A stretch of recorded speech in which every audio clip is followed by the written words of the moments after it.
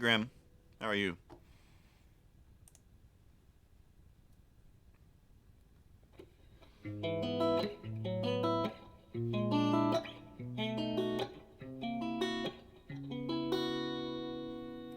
This is pretty much the most comfortable t-shirt ever. Like, whatever it's made out of is just amazing.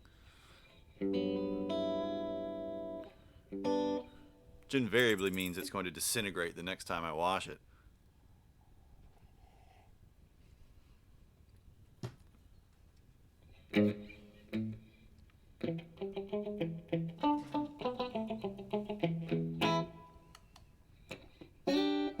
Yeah, I made some hot tea. This is starting to get cold. Gonna have to become pajama stream soon.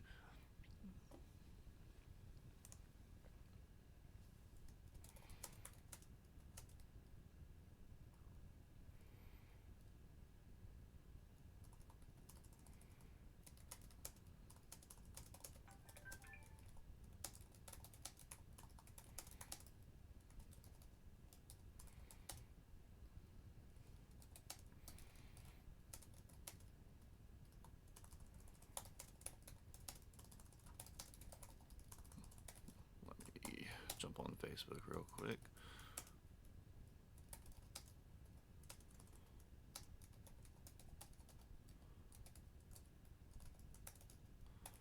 Ugh. Cocoa hot. I haven't had good hot chocolate in a long time.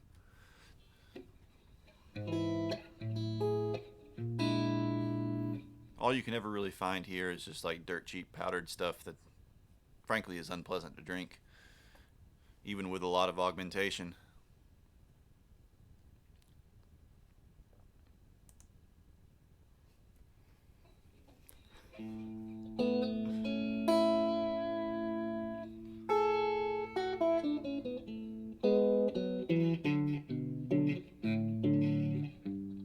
Thankfully, you're all slaves to my schedule.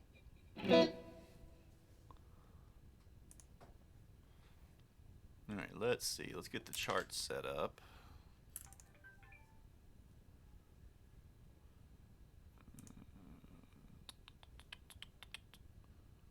So I think this is the one we want.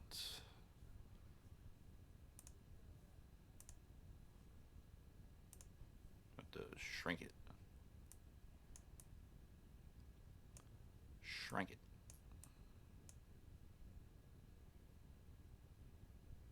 And then we'll blow it back up when we need it. Oh, it's got picks up. Dude, if it's still there, as of earlier this afternoon, it had picks up. It looked like the two humbuckers had been replaced. It'd be tough probably to find the originals if you wanted to restore it, but still, that price is hard to beat. Had like a or something red, probably a DiMarzio, and then a black pickup in the bridge. But I bet it's gone already. Let me see.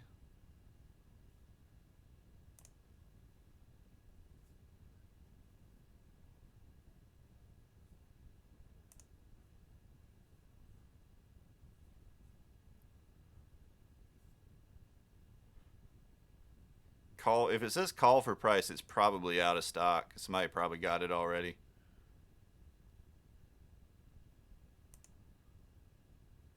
Yeah, so if I click the link, it says out of stock online. Call or chat. Blah blah blah. But yeah, it's gone. You gotta jump on it.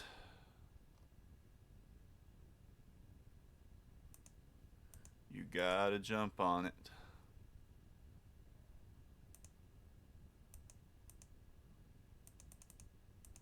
Actually, wait a second. The neck on that's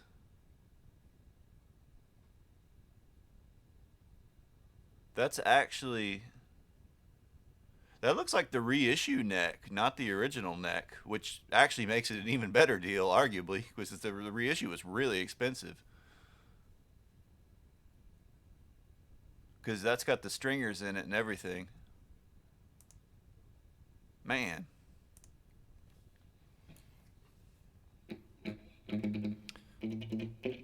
it were the violet metallic one, I would have I think been forced to do some bad things to strum up the money for it.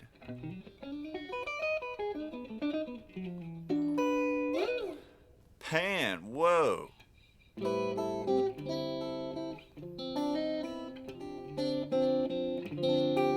5 months. That is absolutely incredible. Absolutely incredible, man. Can't say thank you enough, really.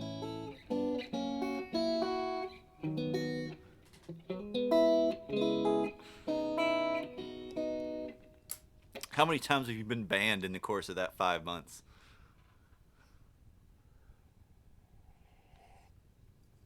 I wonder if there's a stat tracker somewhere. I can see who's been banned the most. Because it's got to be you.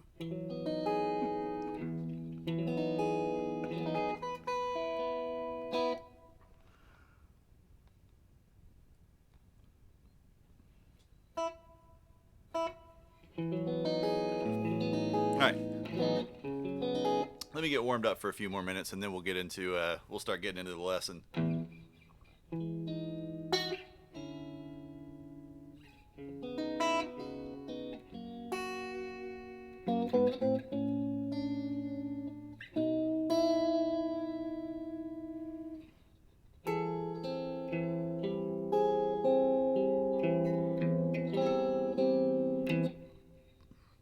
What is a music? What is a man?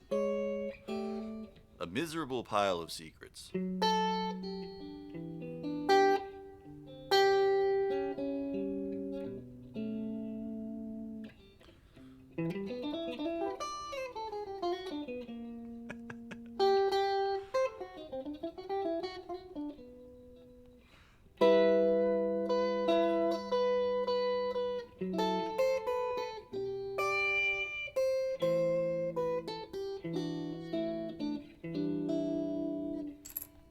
Hold on. Does it work in Streamlabs?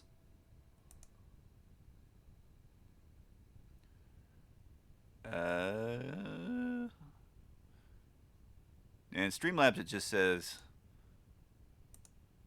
you've been subbed for 5 months. Let me look. Hold on. Let me look in. I'll pull up a browser and look in the browser. Well, Priest, I mean, per John Cage and his lot, that would probably pretty much apply. Anything you listen to closely enough, or maybe anything you hear at all, as long as you're aware of it at some level. Let's see.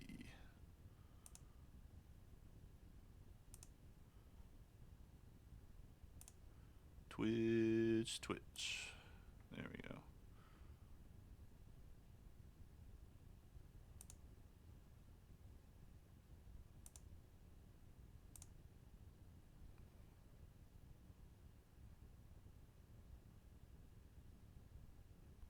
All right, let's see. Let's click your name.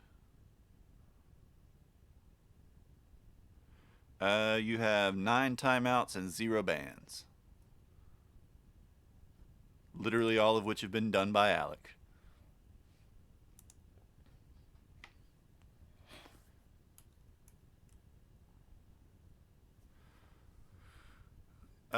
Yeah, there's tons of software where, like, as long as you have a keyboard that has some kind of MIDI input or MIDI output, I mean, that you can synchronize the software with what you're playing on the piano, and it'll just track it directly onto the sheet music, onto the staff in the software.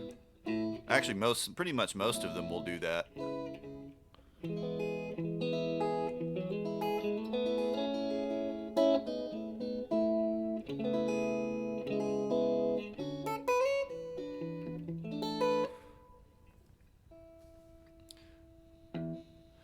No, I mean I wouldn't know which one would be the best one because I don't really do anything involving piano, but I do know that they will, and that quite a lot of them will do that, if not all of them.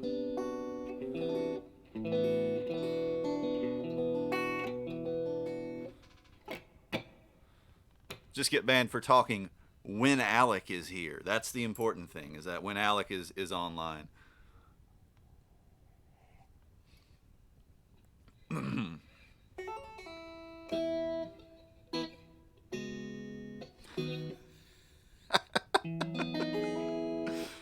R.I.P. R.I.P. Pan's messages. We barely knew them.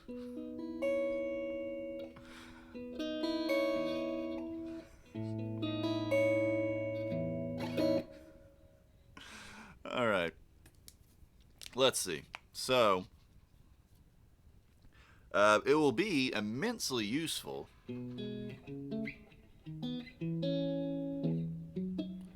Can sine waves make circles? I'm sure you could manipulate them to do so.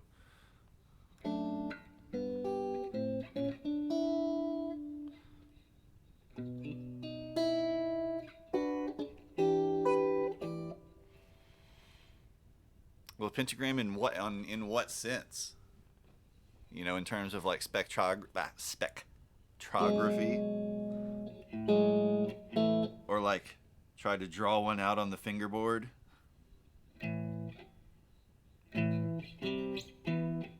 That'd be more like some type of third cycle, most likely, to make that function. But more like actually, a Coltrane cycle would probably get pretty close to a pentagram if you move through it in the right way. All right. So, anyways, regarding the lesson tonight, the construction of seventh chords, it'll be really useful if you have the chart and if you're familiar with the construction of triads, which we did quite a while back. The chart is still available in the Discord. If you're not in the Discord, you should certainly be in the Discord, so you can download the charts that I make for these lessons, as well as make requests for stuff throughout the week for the different streams, and just chat about guitar and music with us in general.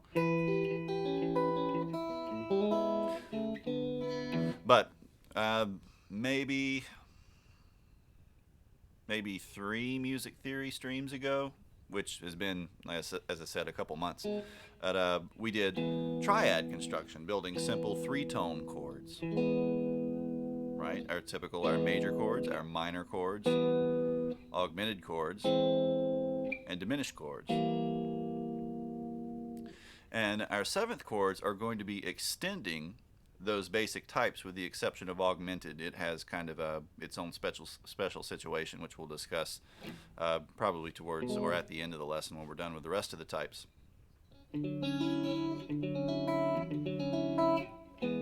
But at their most basic form, seventh chords are simply adding an additional tone to those fundamental triads.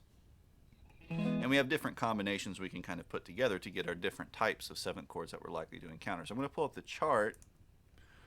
All right, and then let's move it. No, grab the chart. No, stop it. Chart. There we go. All right, let me blow that up some, so that hopefully it will be visible. Still haven't found any way to zoom in specifically on like an image source, because that would be immensely useful if I could zoom in on just a specific section of an image that I've loaded inside of Streamlabs. That would be the best. But I haven't found any solution for that so far. That could probably stand to be a little bit bigger too.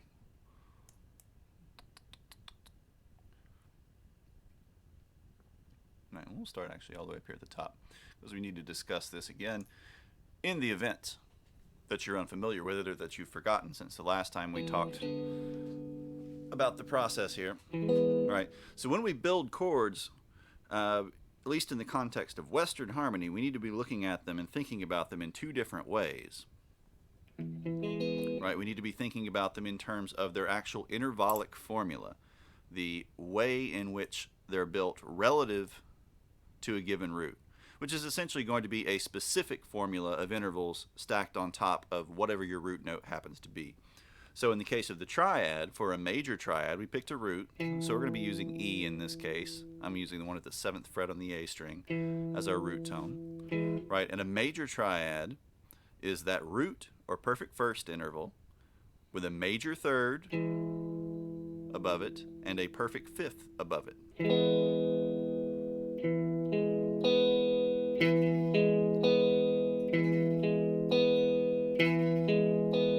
Right?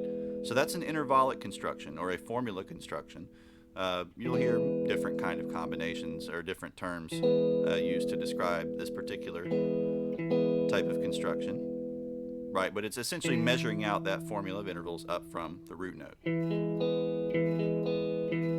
that's going to be on the left-hand side of the chart and the charts that we do for chord construction as we move into 9th chords and 11th chords and 13th chords and stuff like that. Right. The other thing, though, that we have to consider is what's called the tertian construction. And the word tertian means of or pertaining to thirds. Because the majority of chords in Western harmony, especially throughout the Baroque and classical era up into the mid-20th century, and still in popular music, when you really only get outside of this in classical and jazz sort of stuff.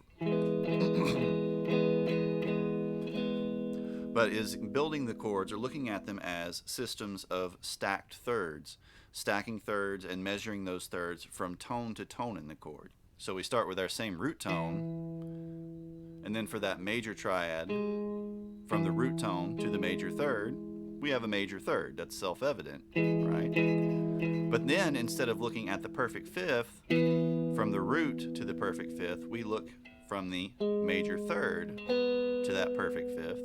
And between those, because the major third is 4 half steps and a perfect fifth is 7, we have 3 half steps. And the interval of 3 half steps is a minor third.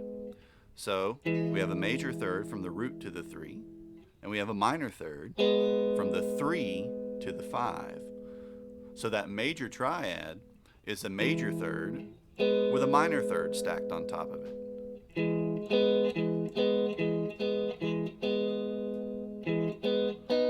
That's really, really, really important, because as the chords start to become extended, these third sequences occur in different combinations, and we start to find that specific types of third sequences produce specific types of sounds that we're used to hearing.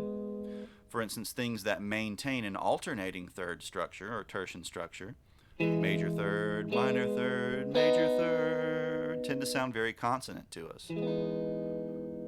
While things that interrupt that, major third, minor third, minor third, tend to take on some amount of dissonance. The same would occur with minor type chords. Minor third, major third, major third, minor third. Nice and consonant. But if we go minor third, major third, very dissonant.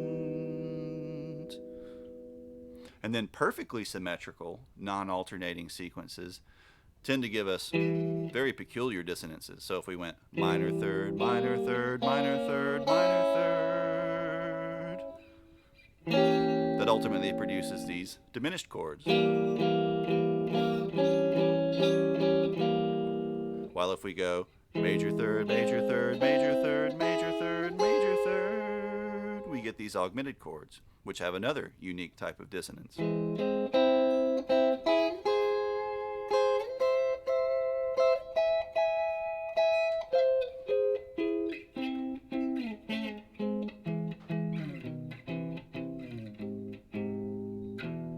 Right?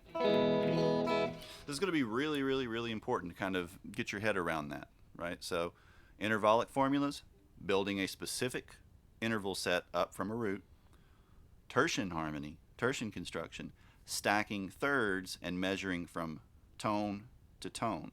So from the first tone to the third tone to the fifth tone to the 7th tone. All right, so if we take a look then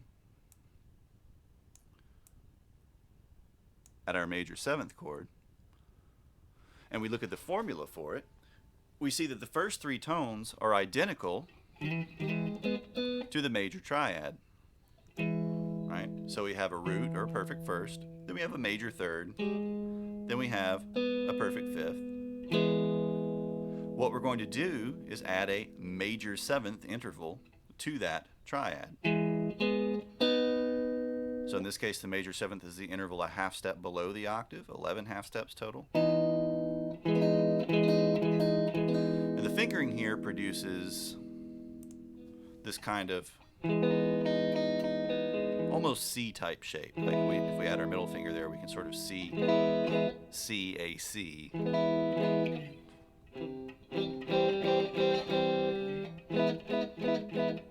all I'm doing is I'm barring these two fours here, 7, 6, 4, 4. Very consonant, very pretty, very lush. Which tends to kind of throw people for a little bit of a loop, because you're used to hearing the major seventh interval on its own as almost a dissonance. Because in inversion, the major seventh interval is actually a minor second. It's a half step below this octave, so our brain hears the octave overtone and instead hears this more than this. But when we put it in the context of a chord, it becomes extremely consonant. Very pretty.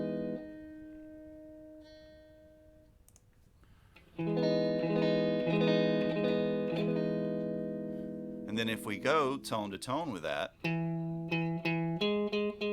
root to major third is obviously a major third, and then major third to perfect fifth is a minor third.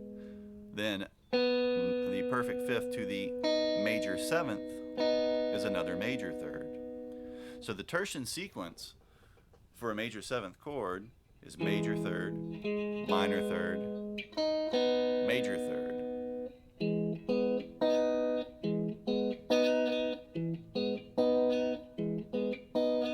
And we can rearrange those tones in any number of ways. We don't have to play them in that particular order. And you'll notice on the chart that the perfect fifth is included in parentheses, because as we start to add tones outside of the triad, we start to extend these chords and give them more color, we no longer need that perfect fifth, because the perfect fifth, being perfect, doesn't actually change anything about the quality of the chord. All it's going to do is sort of fill in the space. It's going to give the chord a little more body and a little more fullness, but we necessarily don't have to play it if we can't fit it into our fingering, or if we just don't want the sound of it in there.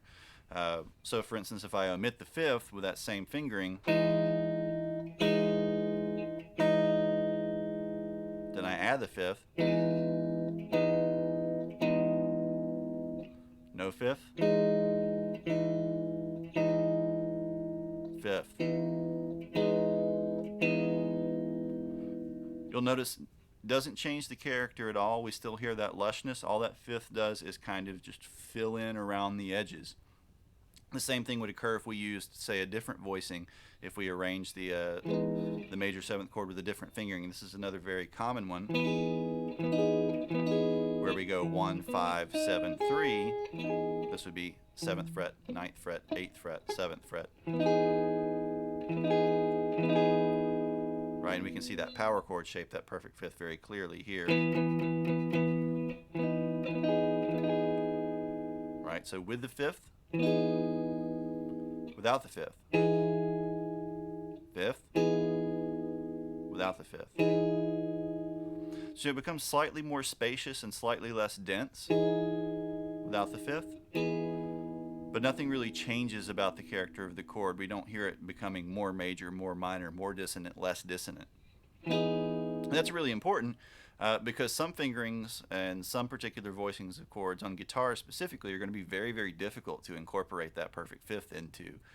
If you wanted to try to play all of the tones, it's going to get really, really cumbersome, and you wind up with big, giant, stretchy fingerings like this, which you may or may not be able to play.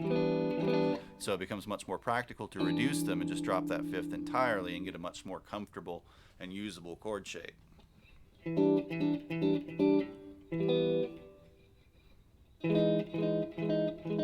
This will be a 3-note voicing on 3 strings of the major 7th chord, taking the D sharp, moving it to the G string,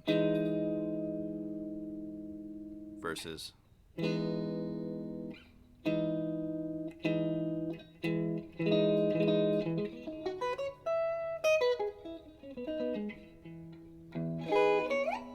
So now let's look at the minor seventh.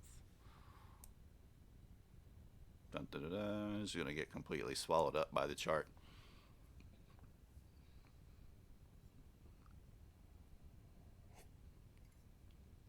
Man,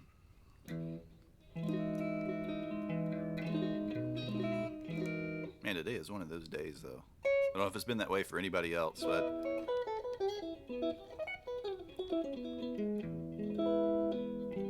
there's a song called Days of Wine and Roses. But today has been like a day of shoe polish and ragweed. Ugh. Alright, so let's see. Minor sevenths. We're going to start off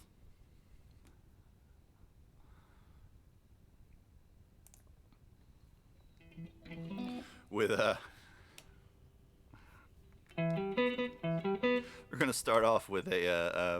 minor triad, just a regular minor triad. Let's bring a little more low end back into our sound.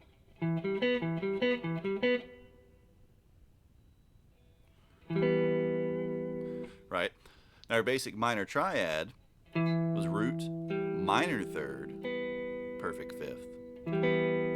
So very similar to the major, all we're doing is lowering the major third a half step to get a minor third. That introduces a little more dissonance, makes the chord sound more kind of sad or dark, pensive, moody, whatever you want to call it,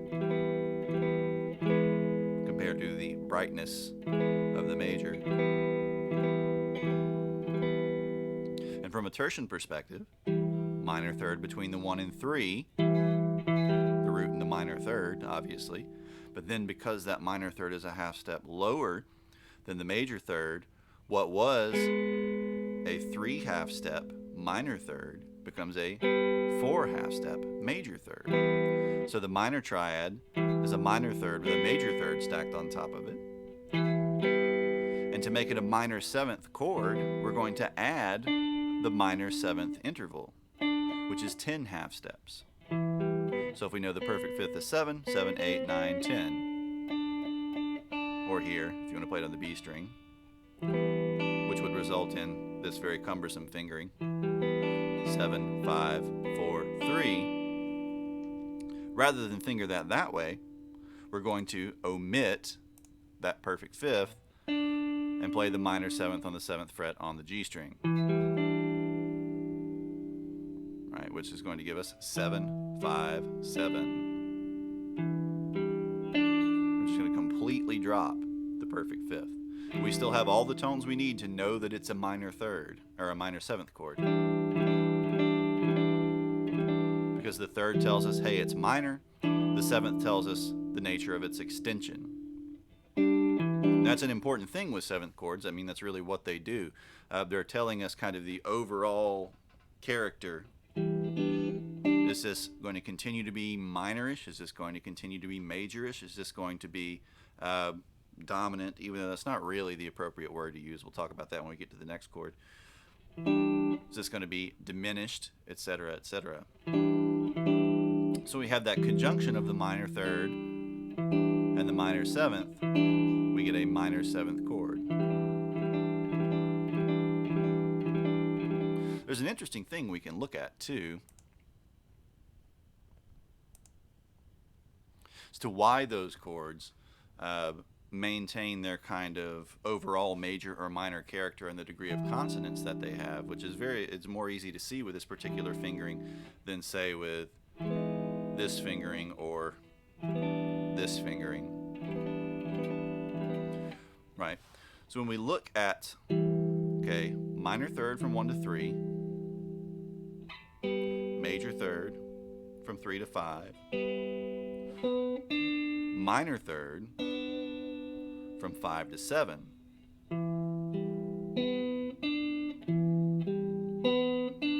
If we look at the relationship then from 3 to 7, because that's a minor third from the 5 to the 7, we see a perfect fifth, a perfectly consonant interval.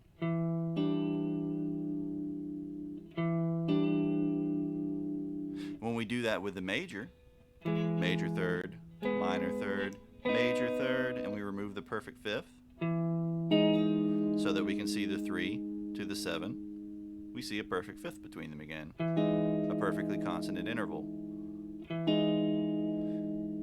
Anything other than that, for instance, a diminished fifth, is going to produce a tritone, a dissonant interval. And the same with the minor 7th chord. An augmented fifth would give us a minor major 7. A diminished fifth would give us a diminished 7th, would give us dissonant intervals both. So by aligning the 3rd type and the 7th type, we get very consonant chords, relatively speaking, because we maintain a consonant interval between the 3 and the 7.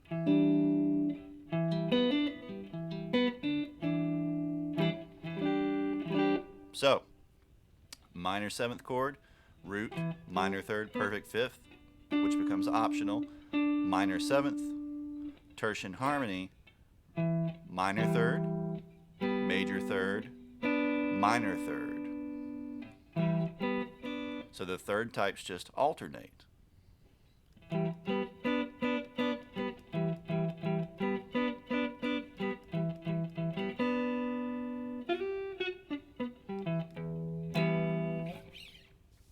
Alright, those two are pretty easy because, well, major 7th has a major 7th and minor 7th has a minor 7th. Imagine that.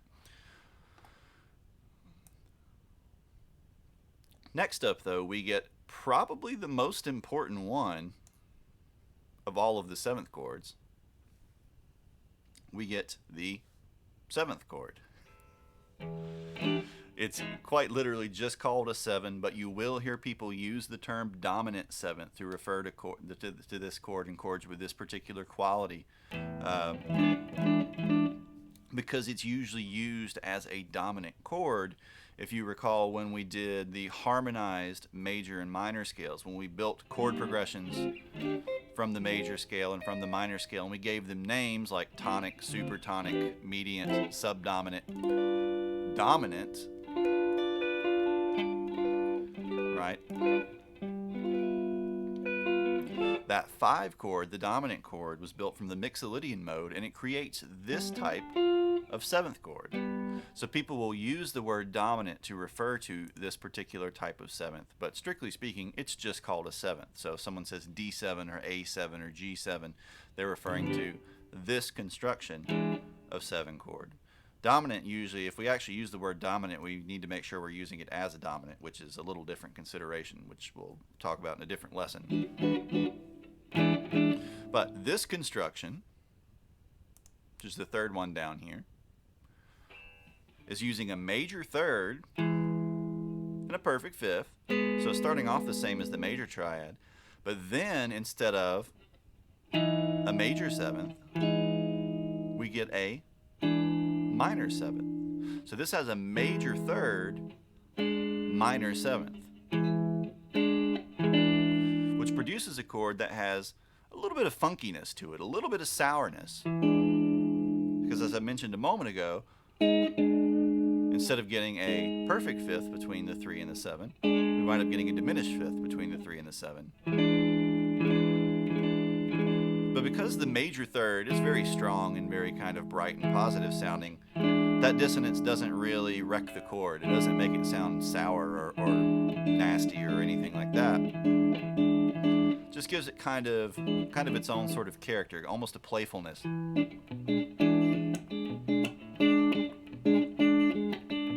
While the major 7th is going to be more kind of pretty.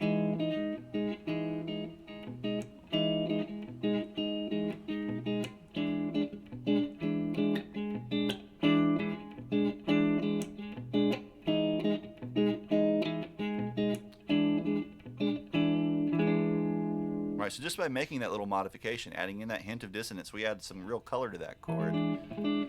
Give it a very, very different kind of character. So, root, major 3rd, perfect 5th, minor 7th. In some particular music theory books, you will actually see this called like a major minor 7th chord, but nobody calls it that. You will get weird looks in most cases if you call it that.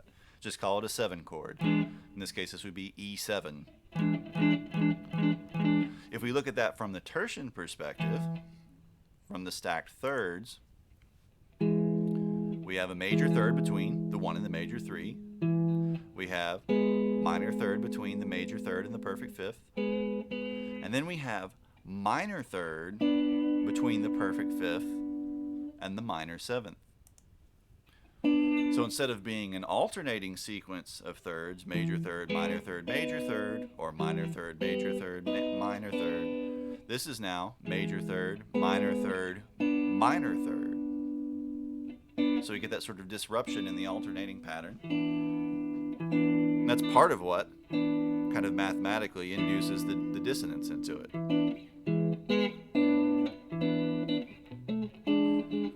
And this type of seventh chord becomes like incredibly, stupendously powerful. You can think of it almost like the queen on a chessboard. It's more powerful than the root even, because these dominant type chords used as dominants are the chords that essentially force movement. When we hear them, they force resolution somewhere. It's very, very rare that we hear them just kind of like lingered on and then going to random places. They almost always tell us we're going to go to specific types of chords and changes after them whenever we hear them. You know, so if we had, say, a song that went,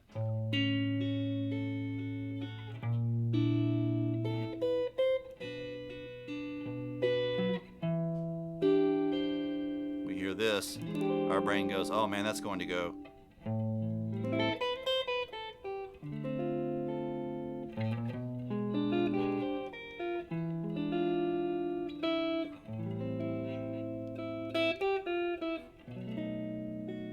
There's one. When I hear that, your brain says, oh man, that's going to go. When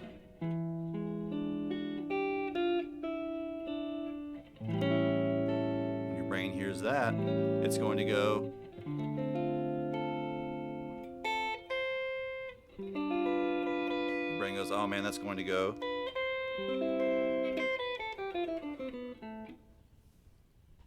Because that 5-1, that dominant tonic type of resolution, that authentic cadence, as it's known, is, you know, basically the fundamental idea of Western harmony, at least since Bach.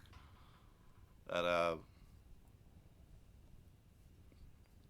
it's everywhere, and you hear it in almost everything. So learning to hear that 7 chord, build that 7th chord, and then later build modifications to it, and kind of learn the particular way they connect into certain chords and resolve into ones, new ones, or in some cases sequences of other dominants. Like if we were playing ragtime, we'd have sequences of secondary dominants.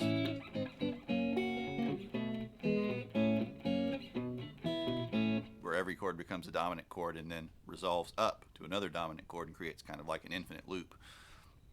But learning to sort of hear that and control that, manipulate that, is a really, really, really big deal.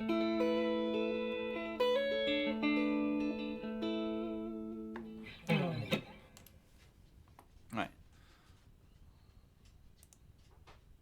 So far we have major 7, root major 3rd, perfect 5th, major 7, minor 7, root minor 3rd, perfect 5th, minor 7th, and 7th, root major 3rd, perfect 5th, minor 7th. So a combination of major 3rd and major 7th, minor 3rd and minor 7th, then major 3rd and minor 7th. Which means the next one should make itself kind of obvious. It has a rather cumbersome name comparatively though, and it's relatively rare compared to the previous 3 types, but it does still show up. It usually shows up kind of in passing, linking a specific type, or creating a specific type of movement, linking from one type of chord to another type of chord. But we usually don't linger on it because it tends to be pretty harsh and dissonant and doesn't have obvious resolutions in the way that some of the others do. All right, and this chord is the minor major 7 chord.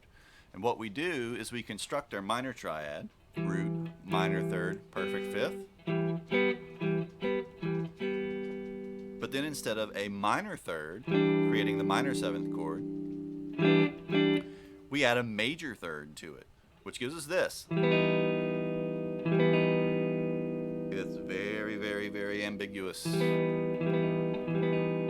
very tense. We quite often hear it as an ending chord in a piece if the piece wants to sort of leave us hanging.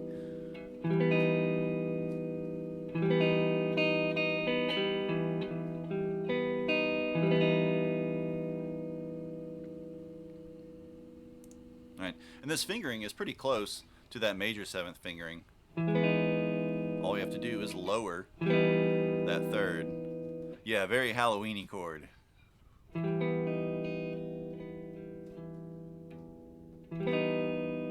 Ow, gosh, my nose is going crazy. Sinuses are going haywire today.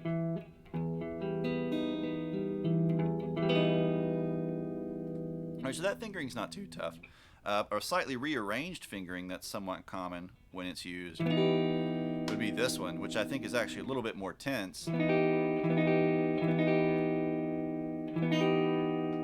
Because we start off, we have our consonants low now, and then all of our dissonants in the higher tones just really kind of pop out at you. But this particular voicing gets used quite a bit for things that go like...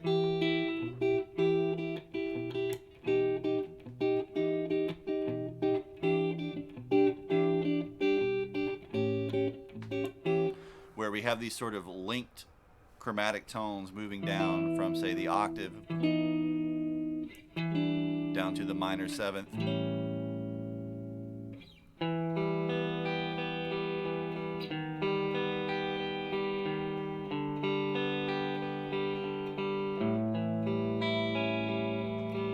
Those types of things.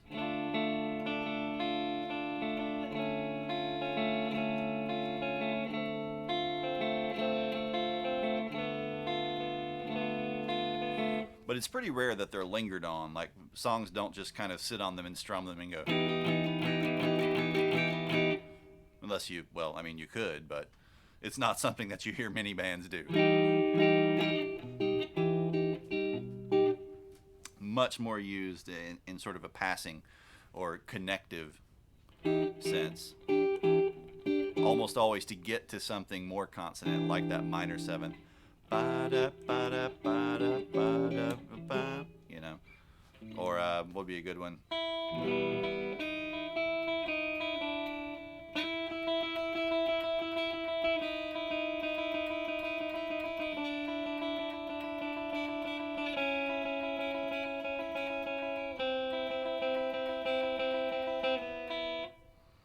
You know, that kind of thing. It tends to give us that sort of mysterious, tense kind of vibe. Yeah, it's like spy type music, all that, the sort of cliched stuff we hear or we think about when we think of like 60s spy movies. You encounter it there.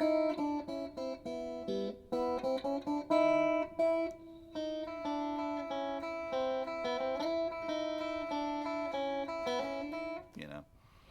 But as I said, it's pretty rare to just hear someone kind of hanging out on it.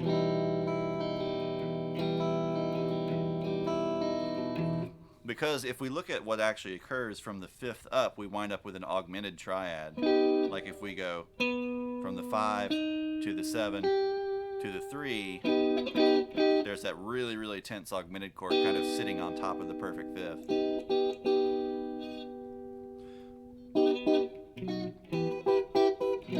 And so our brain just kind of goes like, too much. So, root, minor 3rd, perfect 5th, major 7th in terms of its interval formula. In terms of its tertian formula or tertian construction, minor 3rd, major 3rd, major 3rd.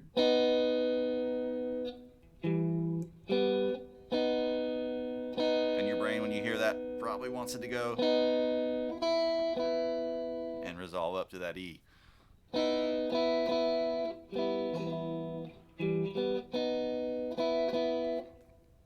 it essentially contains its own 5 chord, which is kind of interesting.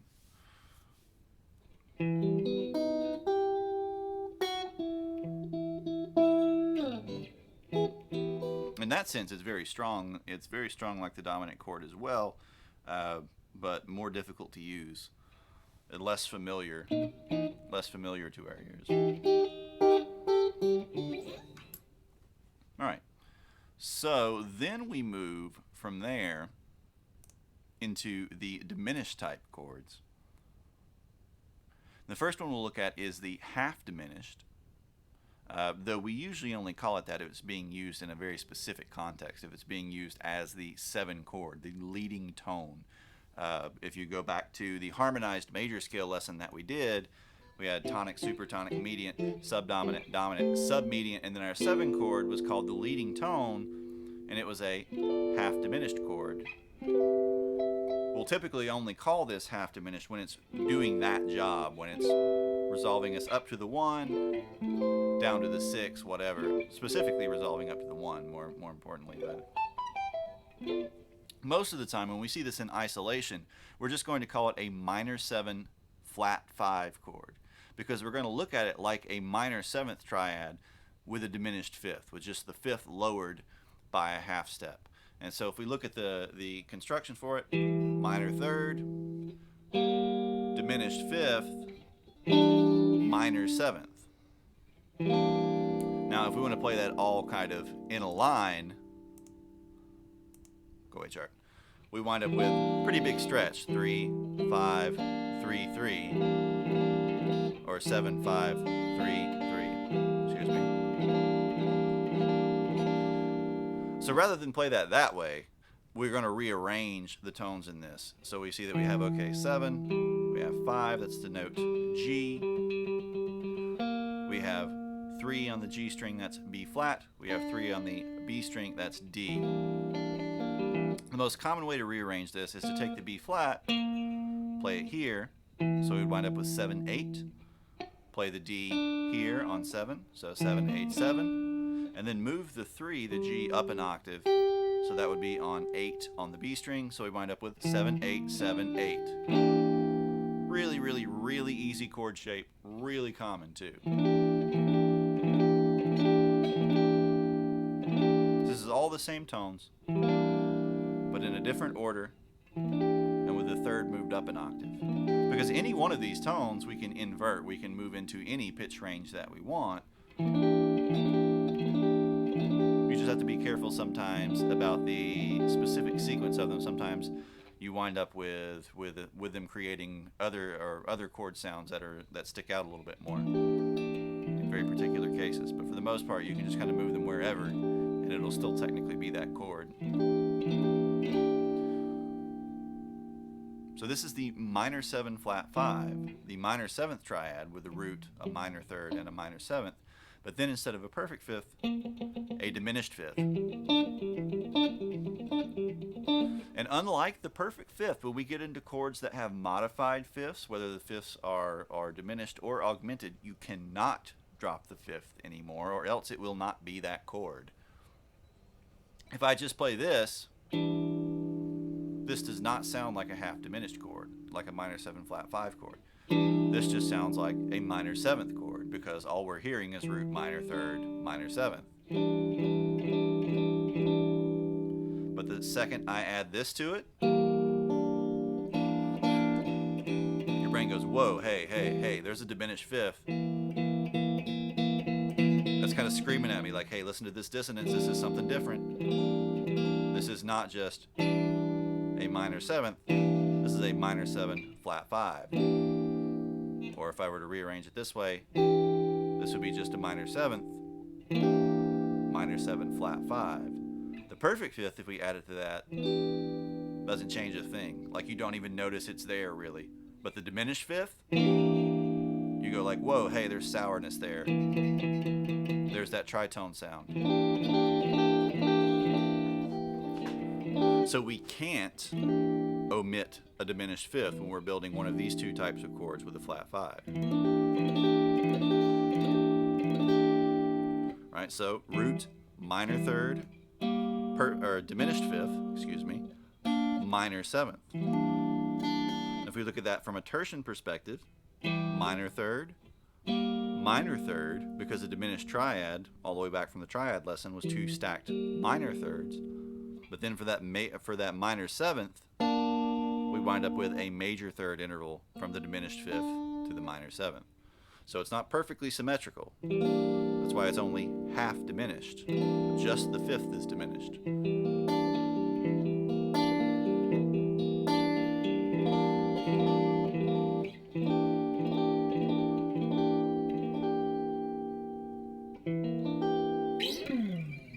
You could also do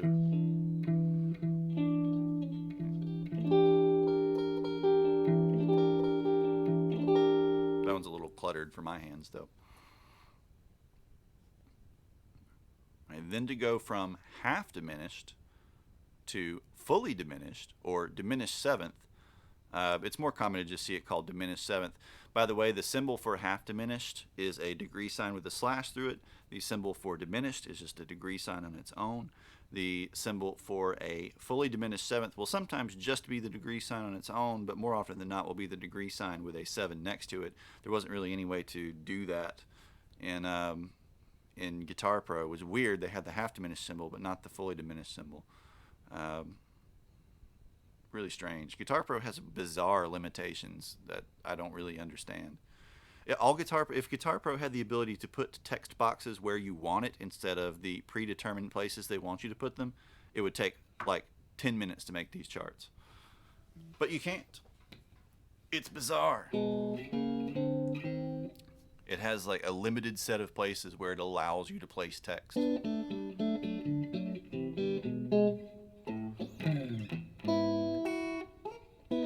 Alright, so for the diminished seventh or fully diminished chord, instead of a minor seventh interval, we're going to have a diminished seventh interval, which is in 9 half steps. And that would make, if we were to play this sequentially, would make an absolutely gigantic stretch. That would be 7, 5, 3, 2 to play it across the inside 4 strings. I would not recommend playing it that way. If we look at our intervals, minor third, diminished fifth, so that same diminished triad, but then instead of minor seventh, we now have diminished seventh.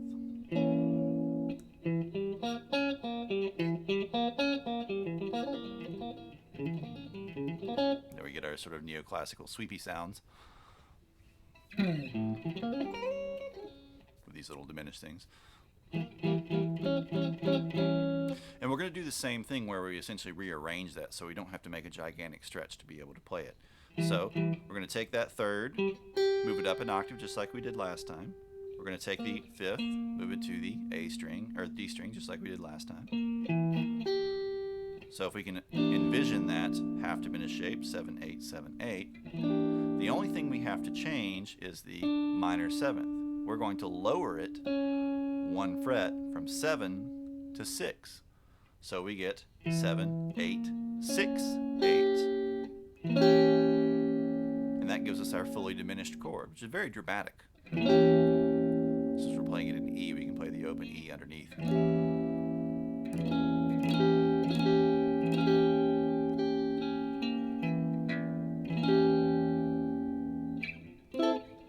And on its own, it sounds so dissonant that you might not think there's any way to use it. Over time, it starts to sound a lot more common and a lot more normal, though, and you start to hear like, okay, wait a minute. Hear it used to link things together all the time. It's pretty rare. Another one that's pretty rare to just sort of sit on it and strum it. But to act as a connector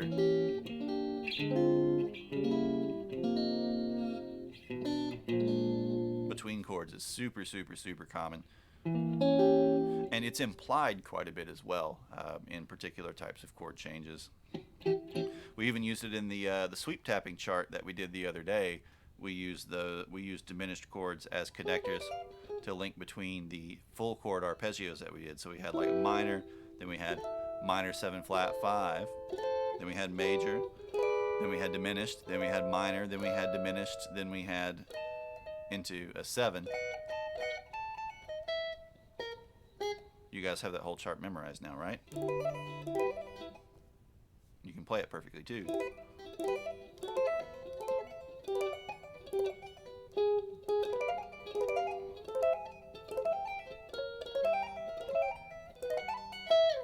Oh wait, how did I do that? Do that different. Yeah, there we go. Something like that.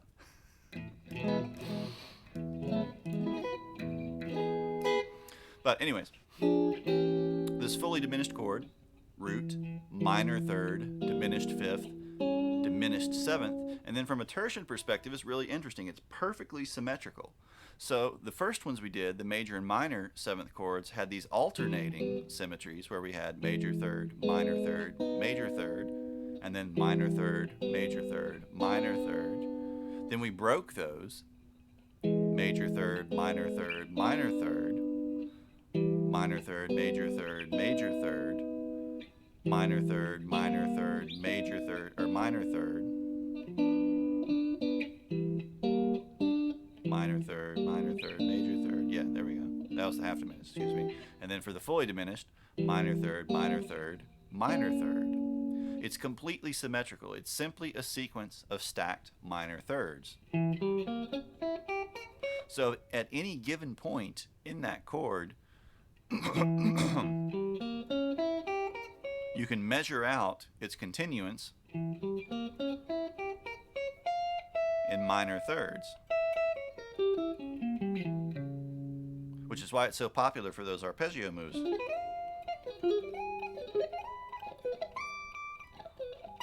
Because you just move up a minor third from wherever you are, and you're in another little box of minor thirds. And it just goes on forever, up and down and back and forth, and up and down and back and forth. It also really interestingly means that there's only 3 diminished chords. Because if we follow it and we look at the notes, we go, okay, we have E, we have G, we have B flat, we have D flat. After that, if we go up another minor third, we simply have E again, which means it's going to loop. While all the other types of chords, as we extend them, if we go past the 7th, we're going to get different interval sets. We're going to get our 9ths, 11ths, and 13ths. But the diminished chord, when we take another third step, minor third step up from that diminished 7th, we get the root note again. So we essentially wind up with one diminished chord that has E, G, B flat. We could also call that A sharp. We can keep its enharmonic equivalent in there as well. Then C sharp or D flat, and then E. We can take that shape and use that shape on any one of those tones, and we simply get an inversion of that chord. So the E diminished is the G diminished, is the B flat diminished, is the D flat diminished, is the E diminished, is the amount of frets, but the G diminished is the B flat diminished, on and on and on in either direction. So we wind up then with 3 diminished chords essentially with 4 tones, because after 3 half steps, if we go E, F, F sharp, G, we're back to an inversion of the one we started with. So that means then we have that diminished chord with E, G, B flat, and D flat. We have the diminished chord a half step up with F. We have the diminished chord a half step up from that with F sharp and its set of 4 tones. And after that, we're back to the one we started with. Because remember, we only have 12 tones total to work with the subdivision of the octave. Pretty cool. The same thing worked. We talked about that when we did the triads with augmented chords. With the augmented chords, because they're major thirds, which are 4 half steps apart, after the augmented 5th, the next 4 half steps takes us back to the root. So we wind up essentially with 4 augmented chords with 3 tones apiece. It's a cool thing about symmetries. If you get into, like, say, the work of Messiaen, you start to find some interesting kind of synthetic symmetries that he constructed too, what he called the modes of limited transposition, which are kind of ways to do that with more complex chord and scale forms, which is really neat. But you get pretty nerdy to get into that.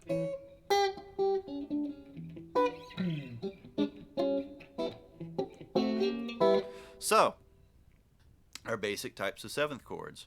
And this is not counting what we call altered chords, which is where we take, say, our major seventh or minor seventh, and then we make the fifth sharp or flat, something like that. This is just our straight up standard formulae. Major third or major seventh, root, major third, perfect fifth, major seventh, minor seventh, root, minor third, perfect fifth, minor seventh, seventh, root, major third, perfect fifth, minor seventh, minor major seventh, root, minor third, perfect fifth, major seventh, minor seven, flat five, also known as half diminished, root, minor third, diminished fifth, minor seventh, and then fully diminished or diminished seventh, root, minor third, diminished fifth, diminished seventh.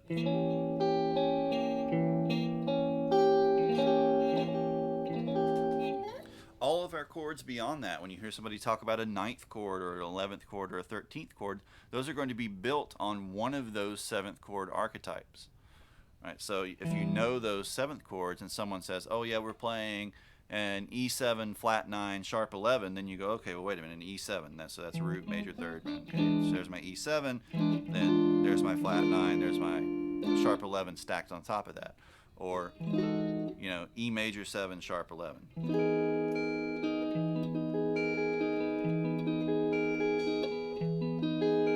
Or, E minor 11.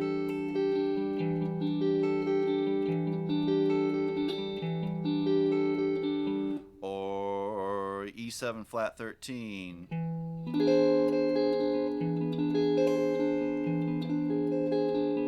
They're all built on top of these basic types of seventh chords, which themselves are predominantly built on the basic types of triads, the 3-note chords.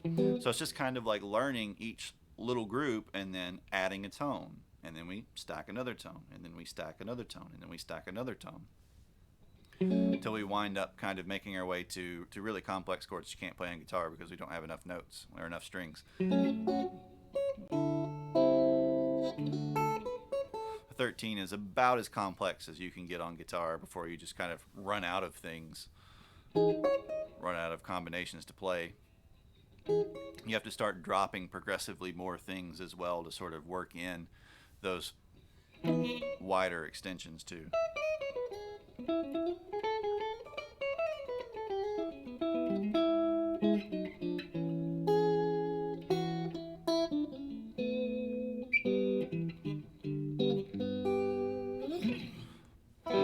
All right. Any questions about those, about how to build those?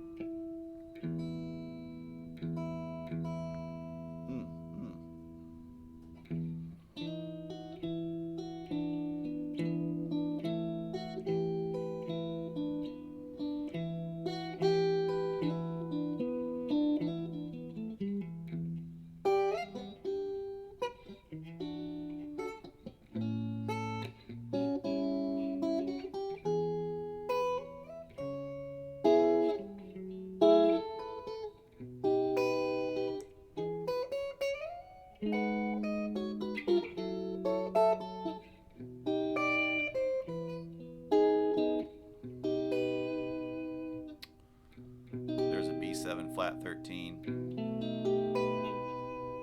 Really nice chord.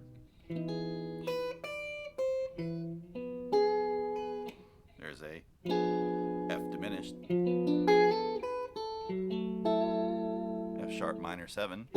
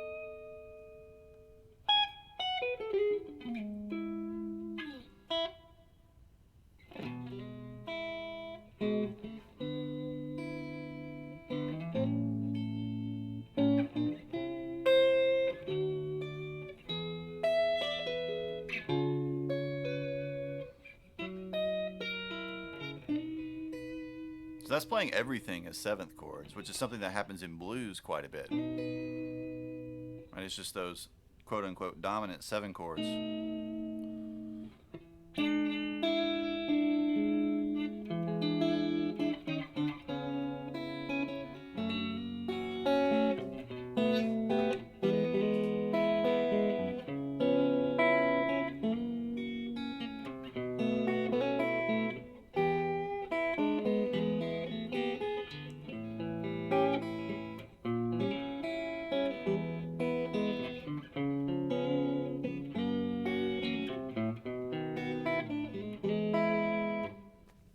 Right, and because of the sort of tension or the need for resolution that they have in them,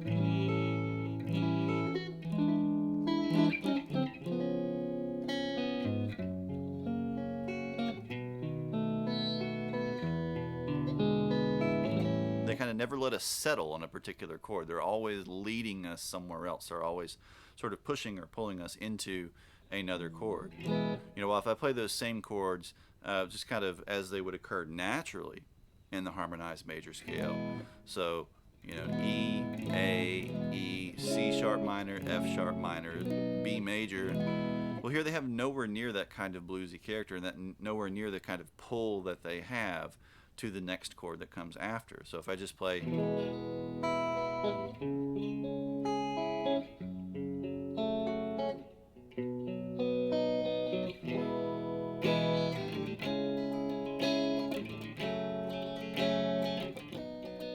they sound much more poppy, much less tension.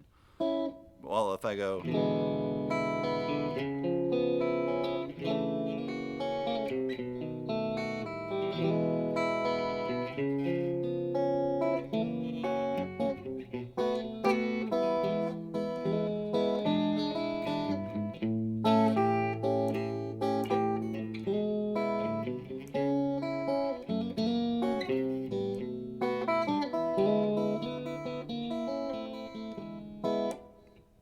right, that little bit of sourness, a little bit of tension coming from the seventh voicing really kind of drags you in to each chord. If I just stop on one and linger on it, let's say if I go, and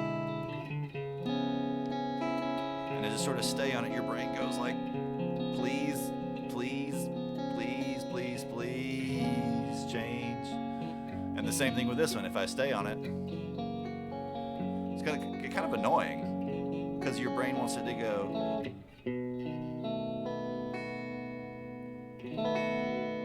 And with this one, your brain wants it to go and resolve back to that E. They're very, very, very powerful just because of that one little tweak,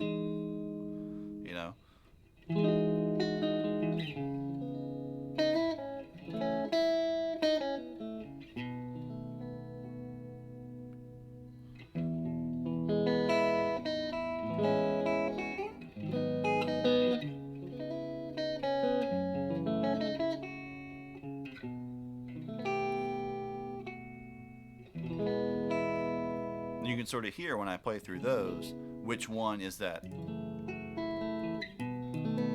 dominant seventh chord, because it just kind of yanks you towards that E.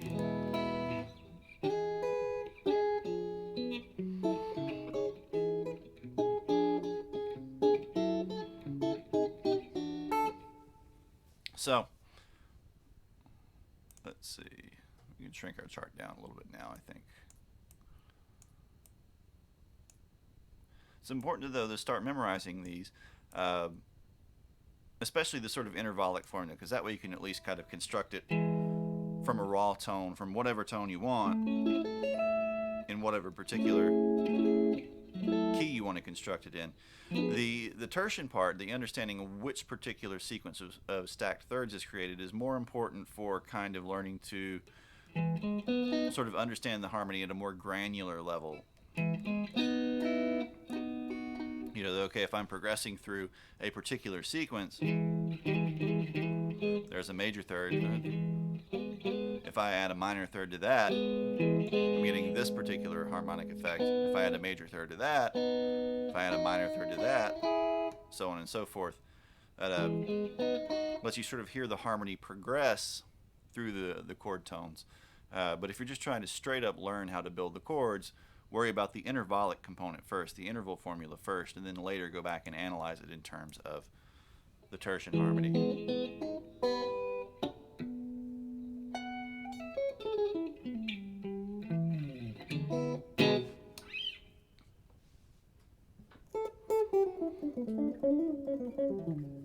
And another thing to do is to take the harmonized major scale chart. Let me see. Let me find that.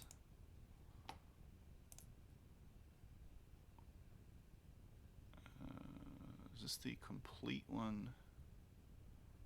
Oh wait, that's the minor scale. I think it is this one.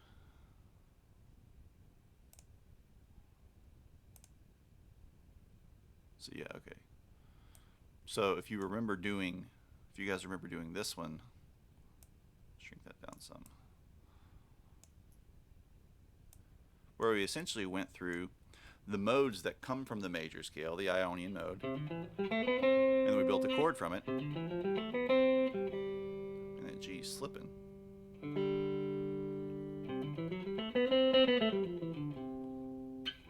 Right, we built a triad from it called the tonic. We can add the seventh to these now, and we see that from the one chord we wind up with a major seventh, because the Ionian mode, unison or perfect first, major second, major third, perfect fourth, perfect fifth, major sixth, major seventh, what was a triad now becomes a major seventh chord. So that tonic, when we extend it to a 7, becomes a major seventh. The 2, because it comes from Dorian, gave us a minor triad, and if we look at the 7th in that, perfect first, major second, minor third, perfect fourth, perfect fifth, major sixth, minor 7th, becomes a D minor 7 chord. So our 1 chord becomes, our tonic becomes a major 7, C major 7 in the key of C. D minor 7 is now our supertonic, our 2 chord. Our 3 comes from Phrygian. There we go. What am I doing? All right, and so that gave us a minor triad, because perfect first, minor second, minor third, perfect fourth, perfect fifth, minor sixth, minor 7th octave. So then when we make that into a 7th chord, we now have an E minor 7, or going to play it in this area for our median.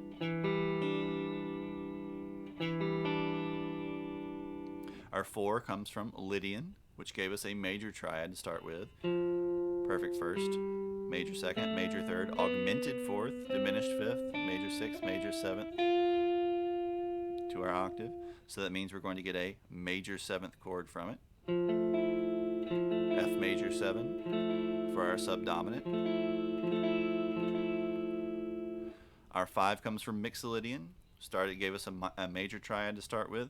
Perfect first, major second, major third, perfect fourth, perfect fifth, major sixth, minor 7th octave. So now when we make that a 7th, we wind up with a 7th chord. Our dominant is a 7th chord, hence dominant 7th. Right? Our 6 was a minor triad coming from Aeolian. Perfect first, major second, minor third, perfect fourth, perfect fifth, minor 6th, minor 7th octave. Going to give us a minor 7th chord then for our submediant. And our 7, we'll move it down an octave just to fit it in a little more easily.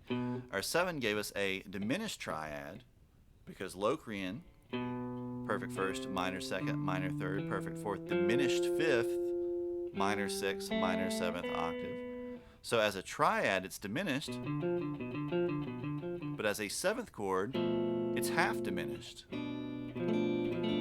So B half diminished, or B minor 7 flat 5. In this case, we'll call it half diminished very comfortably, because it's going to resolve back up to that 1. So now, instead of just playing C major, D minor, E minor, F major, G major, A minor, then B diminished. We get C major 7, D minor 7, E minor 7, F major 7, G 7, A minor 7, B minor 7 flat 5, then back to a C major 7 sound.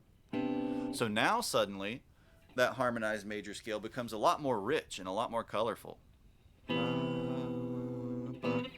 And we start to sort of hear the chord progressions of songs, especially jazz tunes in particular, start to come out of that.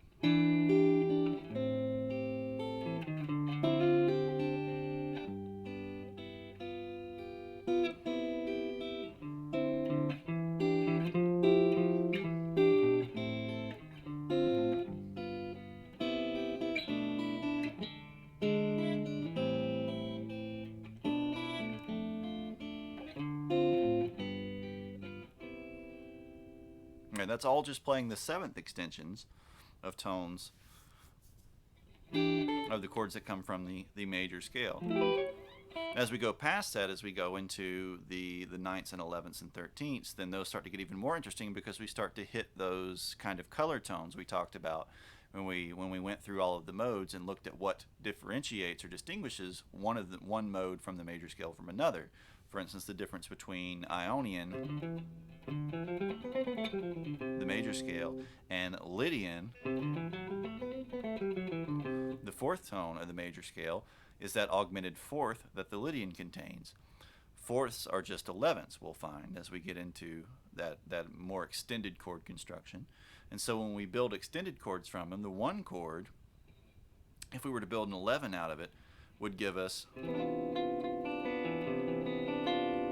that perfect 11th in it, which kind of disrupts the tertian harmony. But if we build an 11 chord from Lydian, we get that sharp 11,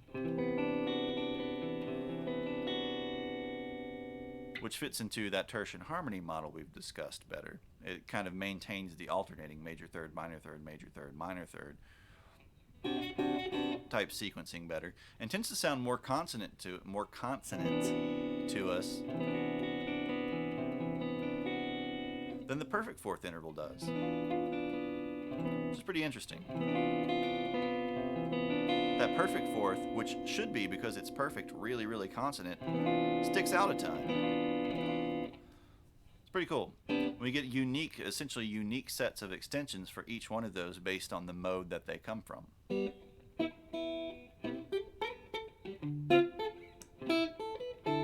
But it's an easy way to sort of build simple chords into more complex chords and simple chord progressions into more complex chord progressions. That's why I said, if you've been following along with the music theory lessons and the music theory Mondays that we've been doing, the best thing to do is to go just download all of those charts and put them in a folder and kind of go through them in order, from the interval chart, the bass interval chart, to the chord construction chart, to now the 7th chord construction chart, to the mode or scale construction chart, to the mode construction chart, to the chords constructed from mode chart. And you sort of see these things kind of building on top of each other to build this sort of big picture outlook from smaller components.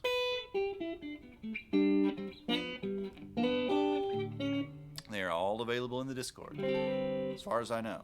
I don't think we've missed any in there. Yeah, sloppy.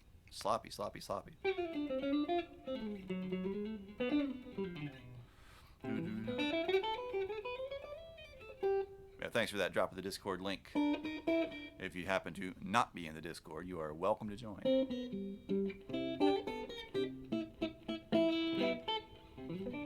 All these kind of arpeggios and stuff that I'm playing too, these are all really just following these chord formulas. When I do something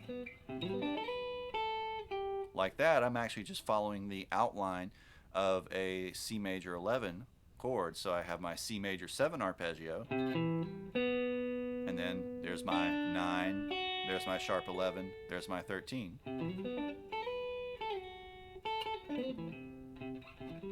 Depending on the finger you use.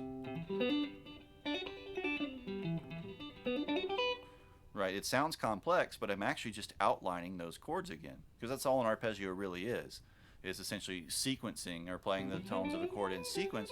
So if you can build a seventh chord, in this case a major 7 chord, that's kind of a, I don't want to play it in that key. Let's do it in E like we did it, so we can keep it closed and not have to worry about the open string. Suddenly you can create a much more interesting sort of arpeggio than just a regular, simply by adding, goodness, that major 7th to it. And the same with the minor 7ths. And as we learn 9th chords, which we'll do in a few weeks, then suddenly our arpeggios get a little bit bigger. Get some different character to them depending on the type of 9th that we add. You can build those up into really long extended arpeggios that sound really rich and colorful. Much more so than just regular major or minor arpeggios do. Alright, do I need to go over anything again? Do I need to pull the chart back up? I'll be happy to answer any questions about them or go over any of the types again if anybody just got here. I can get my nose to stop going crazy. They gave me, I went to the doctor because I think I've got a sinus infection or something, and they've given me 2 different nose sprays, one of which just makes your entire mouth taste disgusting all day long, and the other one, it's apparently causes nosebleeds. It's supposed to dry your sinuses out, but everybody that takes it complains of nosebleeds, and I'm like, guys, I was just here like a few weeks ago having you solder my friggin' nose shut because of nosebleeds, and now you're giving me a spray that causes nosebleeds? I think it's just a racket.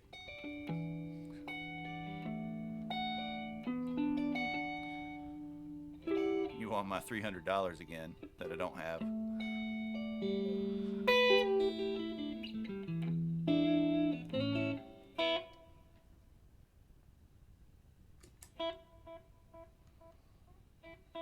A little delay for fun.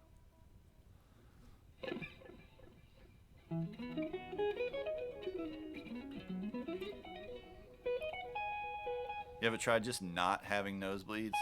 I just willed myself into not having them.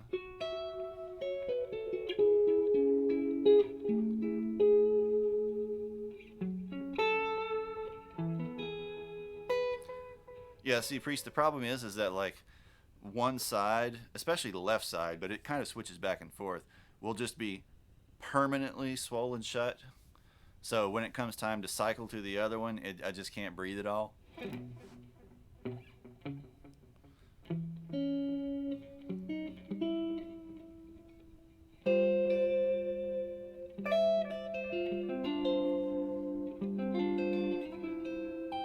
And then they said they could do surgery to reduce the swelling, but then it might just all swell back up extra large. Like we can go in and just like remove the interior of your turbinates, the little kind of meaty parts on the inside of your nose. But they said what's left might just swell up twice as much and make up take up the same amount of space. But give us $15,000 so we can do that. And then kind of nah.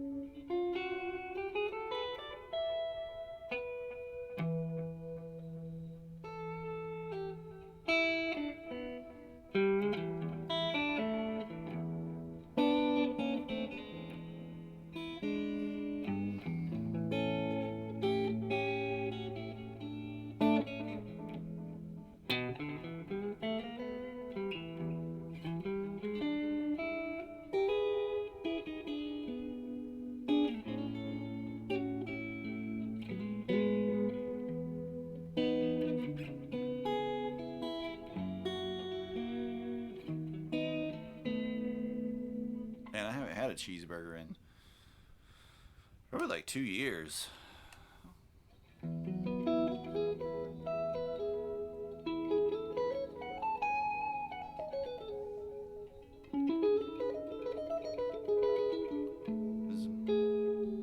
I don't eat fast food at all, and pretty much the only place that makes a cheeseburger that I really like is almost an hour away. Yeah, one on the bayou.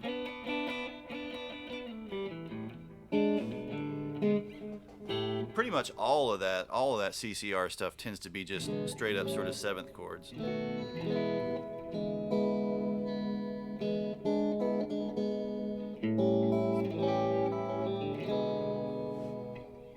on the bayou. What key is that in? Let's see.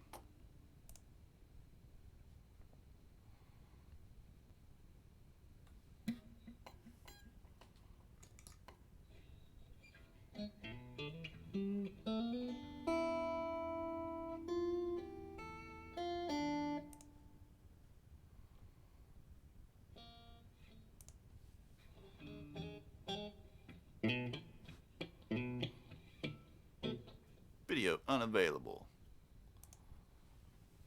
Oh, remember, because you get different ones in Europe than we do.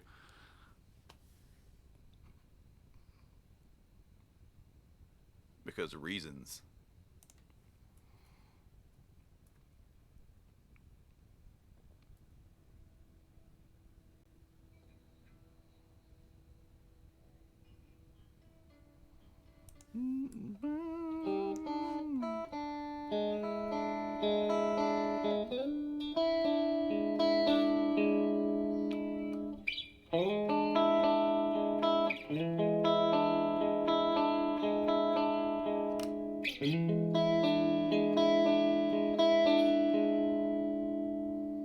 Yeah, they probably have like different licensing in different regions, which is why you want to get these copyright claims or whatever. When I upload the VODs, it'll be restricted in weird places, restricted in New Zealand, like New Zealand, Tasmania, and American Samoa. Because somebody there, some publishing company or distribution company or there holds the rights for that particular region. Yeah, but so that's just sliding up into an E7 chord.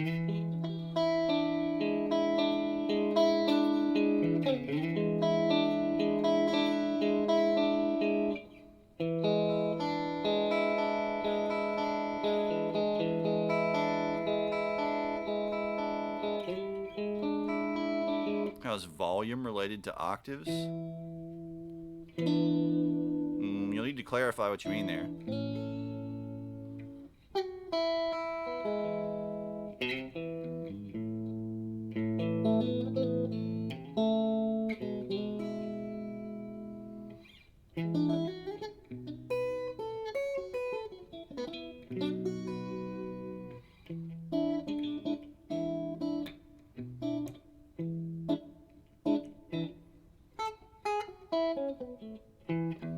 No, octave is simply where you reach a multiple of a particular frequency, right? So this A on the 5th fret on the E string on a guitar in standard tuning is 440 hertz, assuming it's been intonated to 440 hertz, which is the standard, and you're not in Tool or something and doing 432, right? An octave of that, an octave up, would be 880 hertz. An octave below would be 220 hertz. An octave below that, 110 ad infinitum until you run out of range on your particular instrument. All the volume control is doing, in the case of a guitar anyway, is controlling how much of the current generated by that was induced in the pickup by the string's vibration in its magnetic field can get through to the amplifier to be amplified.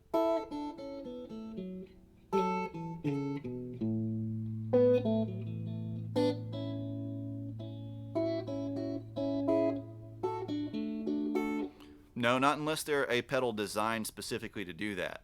So there are pedals that are designed to take whatever you input into them and either divide them or multiply them to generate different octaves. Like this pedal.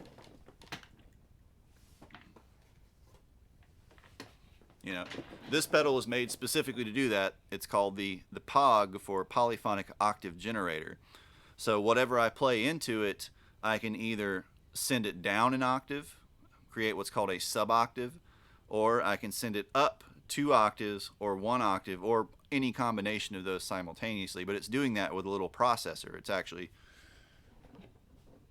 using a microchip to do that work, to do that calculation. Okay, that has this frequency that is input. Okay, I'm going to multiply that, or I'm going to divide that, and do this to it and send it out and recombine it with the original signal.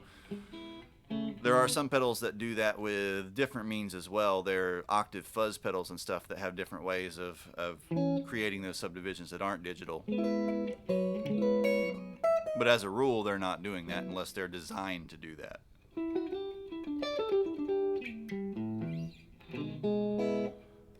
That depends entirely on the guitar, how many strings you have and how many frets you have. So a guitar in standard tuning, this is 22 frets in standard tuning, which is probably the most common the kind of setup or configuration that you're going to run into. So you start off with this E, low E, 1 octave, 2 octaves, 3 octaves, and then 2 frets below the 4th octave. So we have the octave from this E to this E. 1. In terms of octaves that we can play, not talking about octaves in terms of like the pitches that we can hit. Because this one, we're starting at this one. We don't have the octave up to it, obviously. Then the octave from here to here.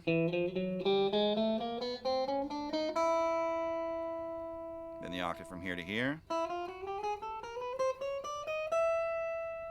Then the octave from here to here. -2, we could bend up to them. If we had 24 frets, we could fret all the way up to that octave.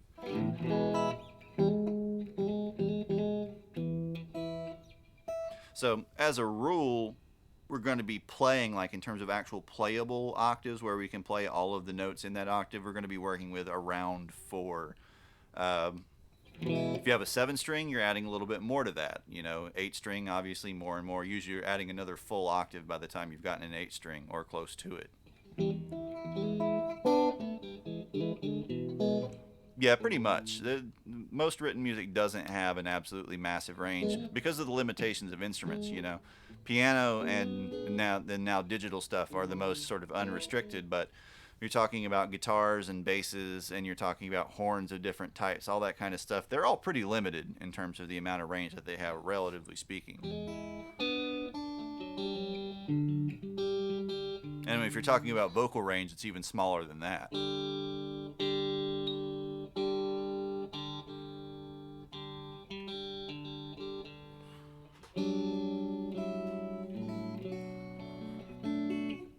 Plus, you start, especially you start getting outside of those ranges, you start kind of pushing the limits of what speakers can reproduce in the case of electronic instruments, and then eventually what the human ear can hear.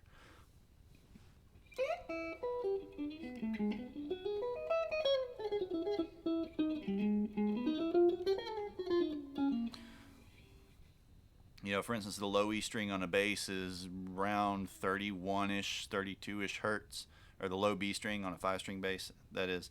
And you start dropping below that, you get into like 7 and 8-string basses that have low F sharps and even lower.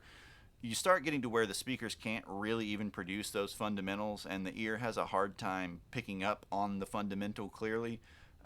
Usually you can kind of feel them. They can reinforce or add kind of a rumble up underneath everything. What is this? Oh, that's the chart thing. I didn't say live. That's your cue. Is that saying live in the Discord, not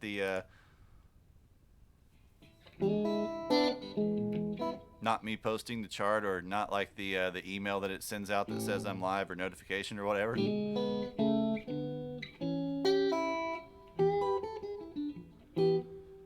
Possibly. I mean, that may be how there's software that can specifically pull instruments from tracks. That may be how they do it. I don't know. If my friend John were in here, he could probably tell you.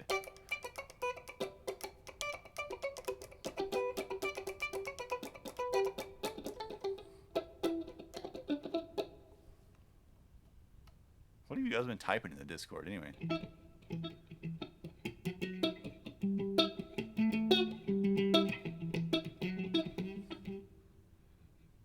Think about having 5 pizza quarters, but they have different toppings, so 4 of them don't actually form a full pizza.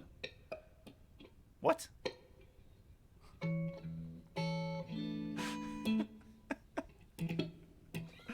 Oh, Lord.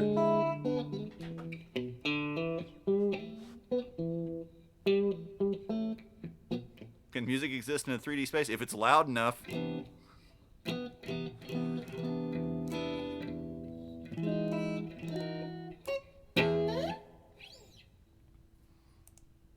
But yeah, dang. Welcome back. Welcome to the stream, Opasad. It's kind of wondering, since you were in the Discord, like, where you were in chat. You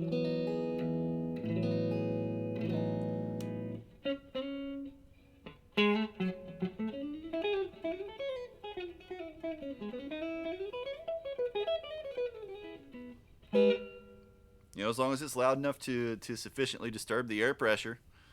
Or, well, I mean, that becomes an interesting question. If something is vibrating at such a low amplitude as to only be detected by, like, I don't know. That gets interesting.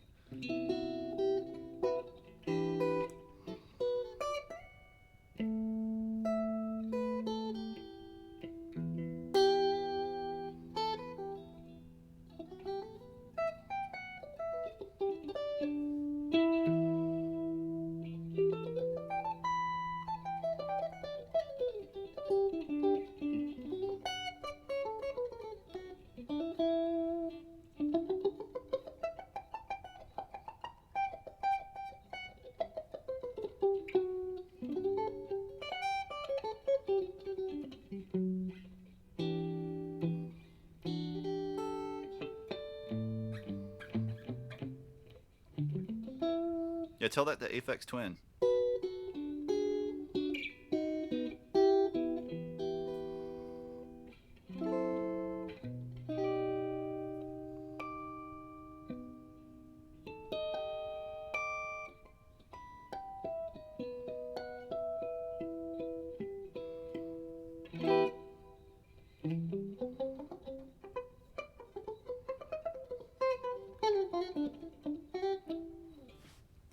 Hey, Officer, do you need me to go over the lesson and go back through the 7th chords and stuff for you? I'll be happy to.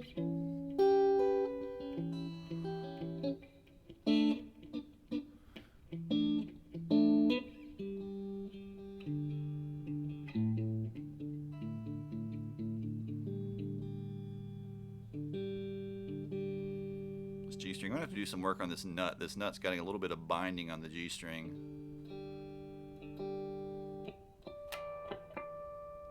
Keeps slipping.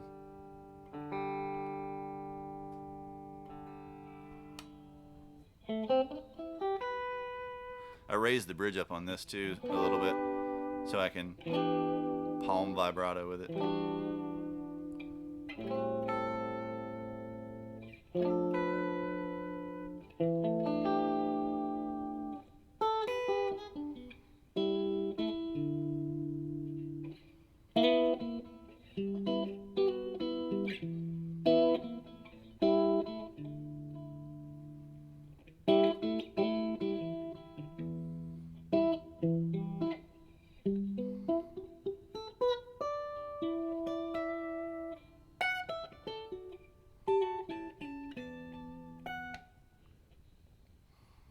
Well, I mean, all sound is constant repetition as well,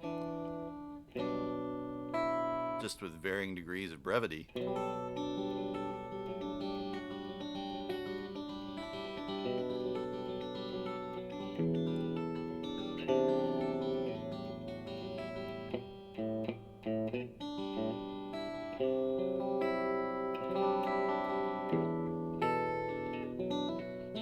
I mean, this is technically so. This is a Hawaiian T-shirt, but it's not a Hawaiian shirt. Like if someone says Hawaiian shirt, they don't mean a T-shirt. Just wearing this because it's comfy.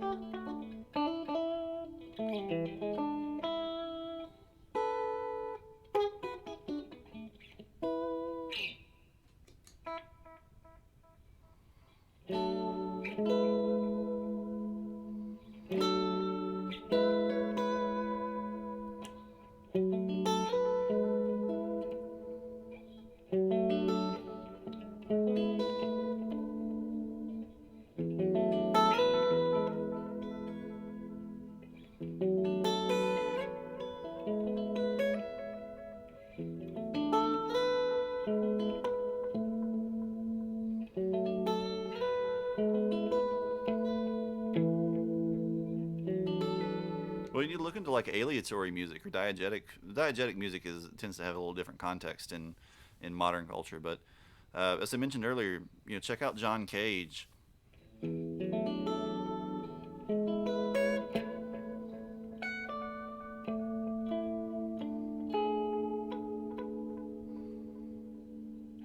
The famous work would be 433, but he did a lot of stuff using kind of what you would call natural or aleatory music.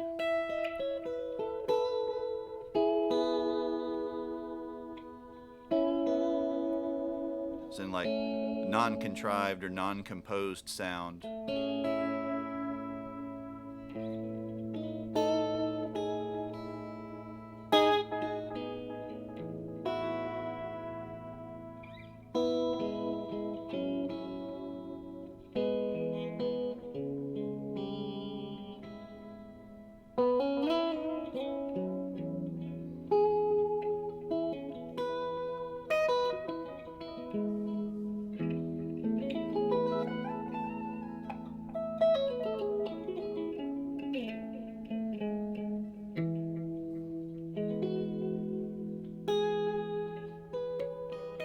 No, that's not what 433 is. 433 is him sitting in front of a piano and hitting a stopwatch and then listening to the audience and to the room. The point of 433 is that there's always something to listen to around you. There's always sound occurring, and if you listen to it, that sound can be music.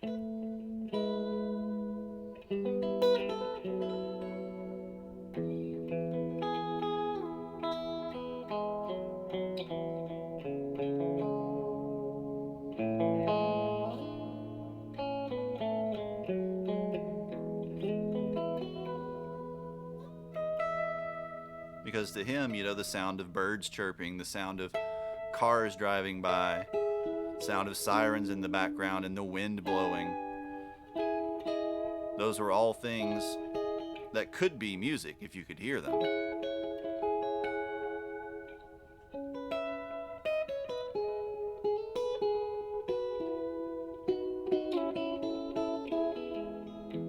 And in a great deal of the foundations of music, if you go back far enough, we're simply attempting to emulate natural sounds. If you look at Tuvan throat singing, for instance, the different styles of Tuvan throat singing are all designed to imitate the sounds of winds blowing across the grasslands, the sounds of horses galloping.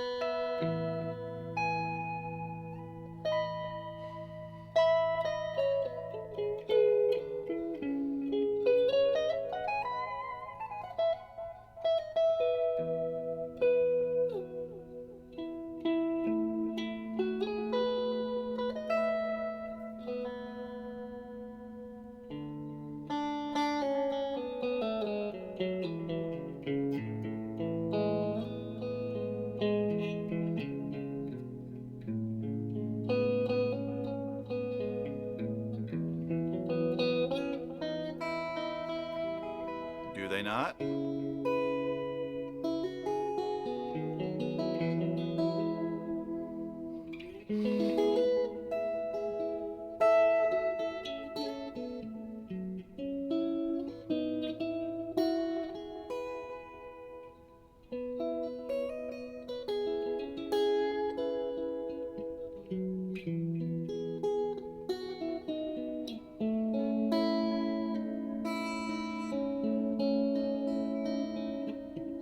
If you listen to Aboriginal music, you might have difficulty working out a specific rhythm from them.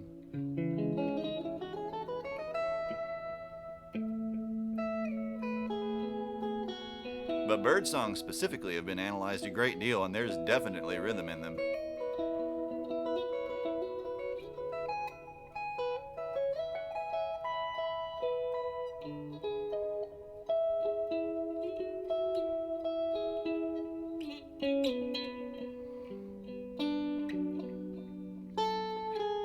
And it may be difficult to hear the rhythm in wind specifically, but you can hear the rhythm that wind induces in the objects it influences.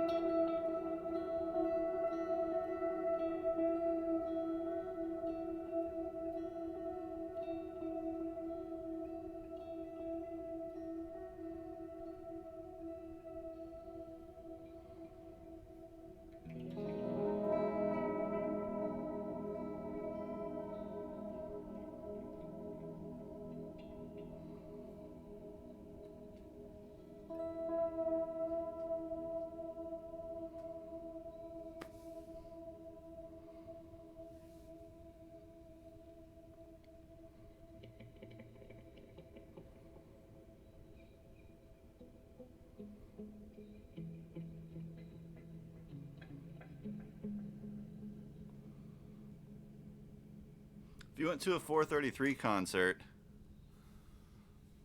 and paid for a ticket, then you kind of deserve what you get. I mean, you know what you're getting into.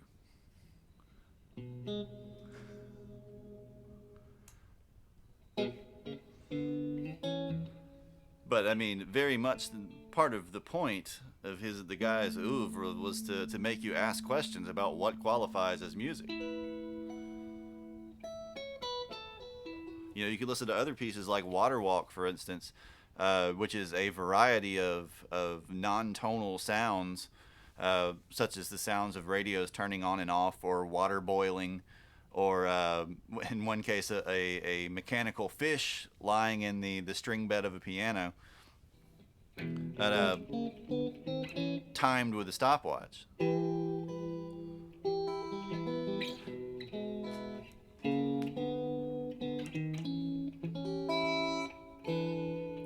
Thought I bought a 7. I wish I need one. I really do need one.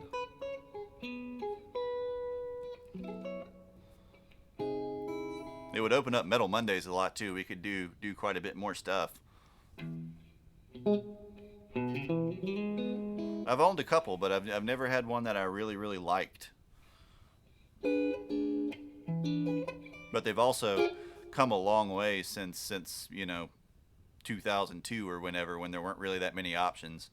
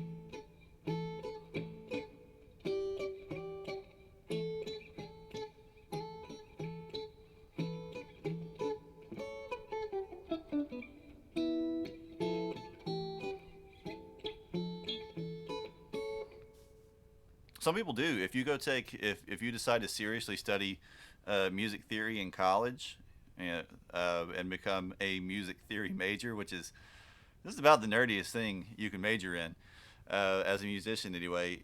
It does actually wind up turning pretty much into physics at a high enough level.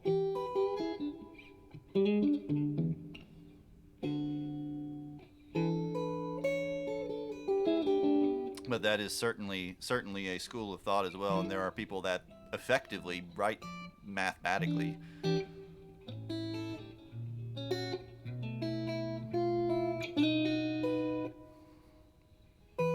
It tends to produce music that much like a lot of John Cage type stuff, it's not really things that people consider all that musical, but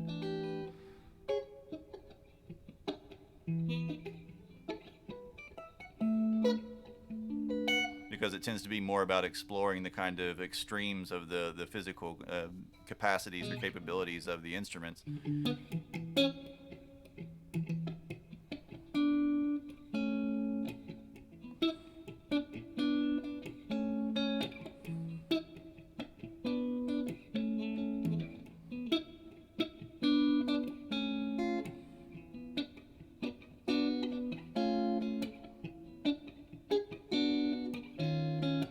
Now, so you got to get a fretless, so that way you can get all of the microtones. Because if you have a microtonal guitar, it's still being laid out to a specific system, and it'll have limitations.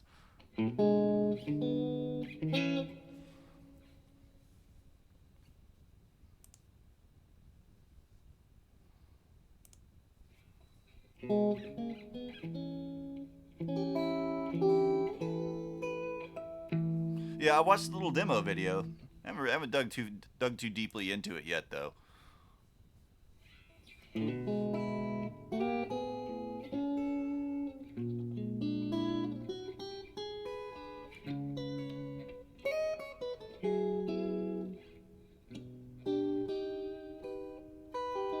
mean, the main thing I really just need is something good at drums, or that has reasonably realistic sounding drums.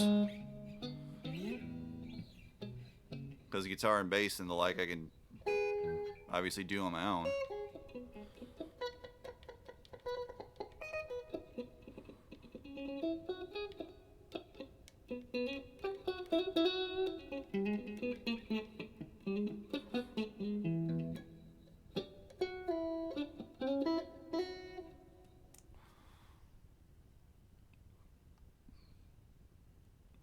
That Geo 7 string.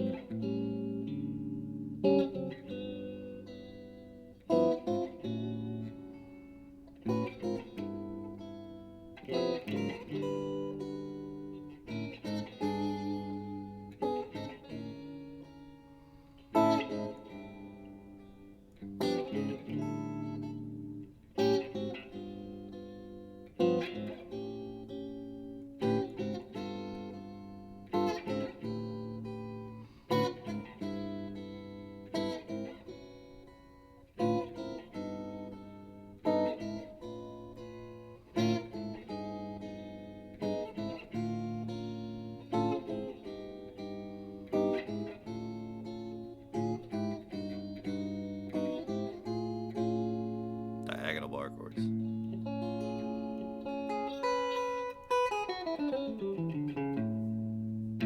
It's just not turned up very loud. And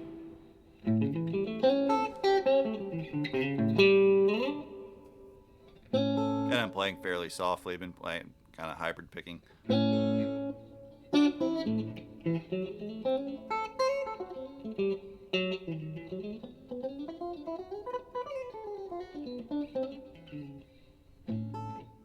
Depends on the type of microphone. There are some microphones which are based on essentially like a diaphragm that could be compared kind of loosely to the eardrum.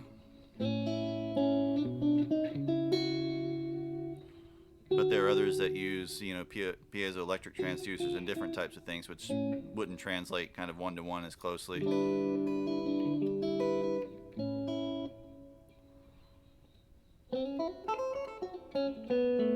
And depending on the pattern that it has, it can behave rather differently as well. Yeah, cardioid, supercardioid, ribbon mics.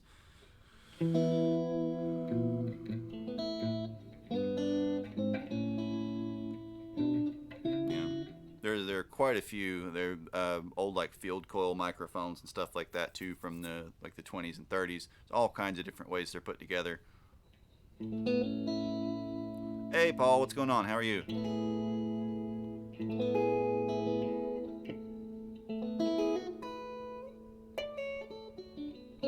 Yeah, it's hard to get a good ribbon mic for less than $500 or $600, and they get a lot more expensive pretty quickly.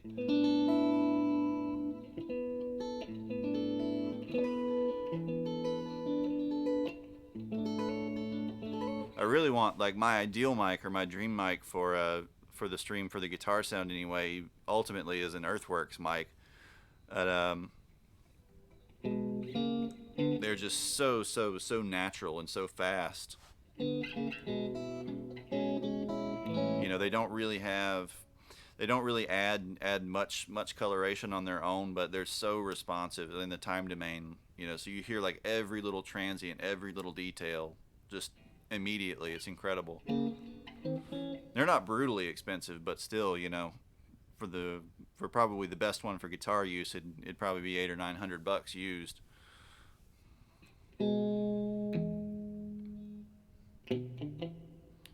been trying to figure out how to use an Xbox controller as a looper and a MIDI foot switch. It could be done, I'm sure. I don't know that it's the optimal way to go.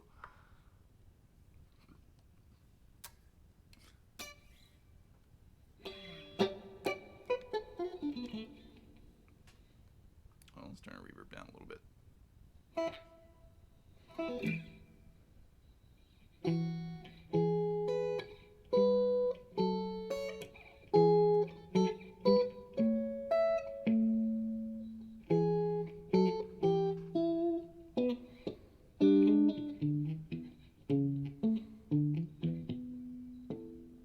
That's another thing. I need to get a looper. Just a general purpose regular looper.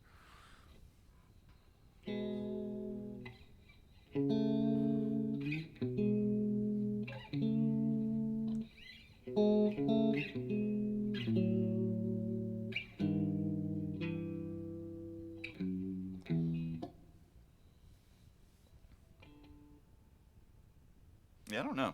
You need overt hype in here.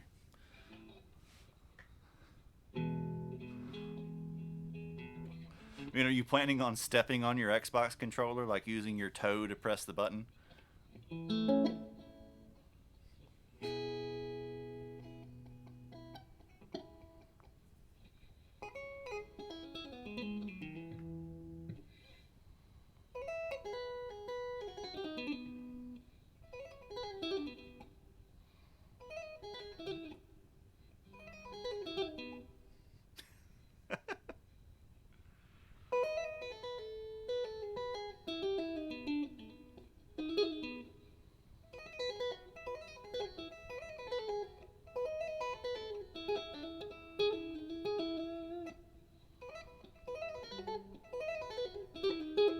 There we go.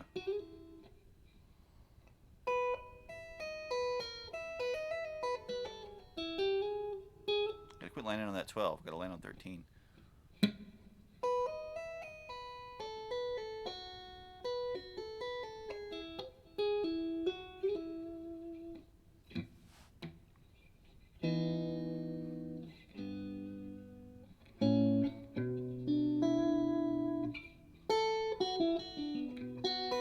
All right, give me just a sec. I'm gonna take a quick restroom break, and I'll be right back. So just a sec.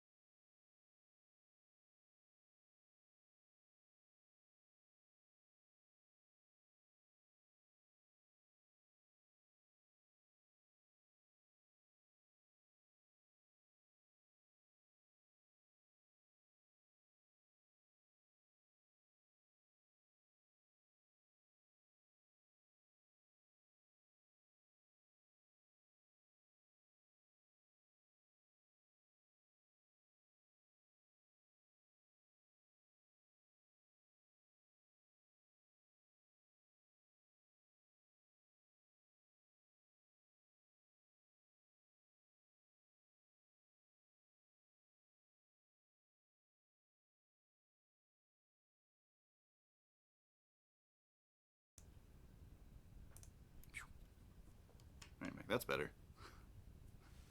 Much better. All right, well, we'll go for a little while longer. What should we do? What should we talk about? You need to tighten this knob up. It's getting a little loose.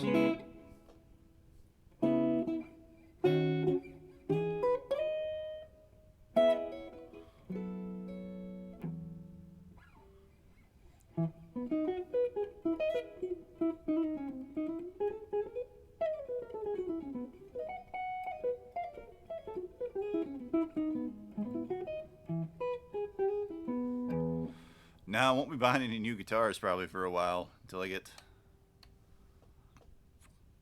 get some kind of income.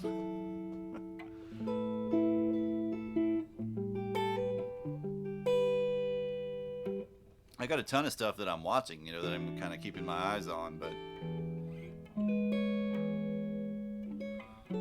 basically no money to spend on that kind of stuff.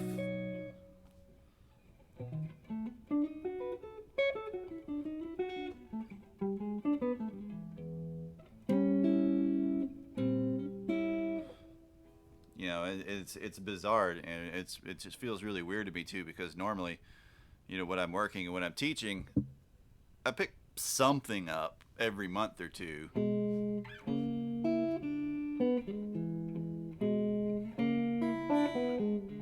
But I basically haven't bought anything new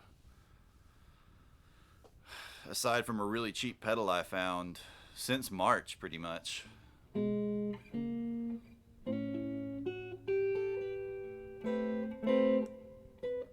Pedal and a pickup. Bought that pickup for the roads. Yeah, I'm just watching now. I'm just waiting and watching for the sales, for the right parts to be in stock.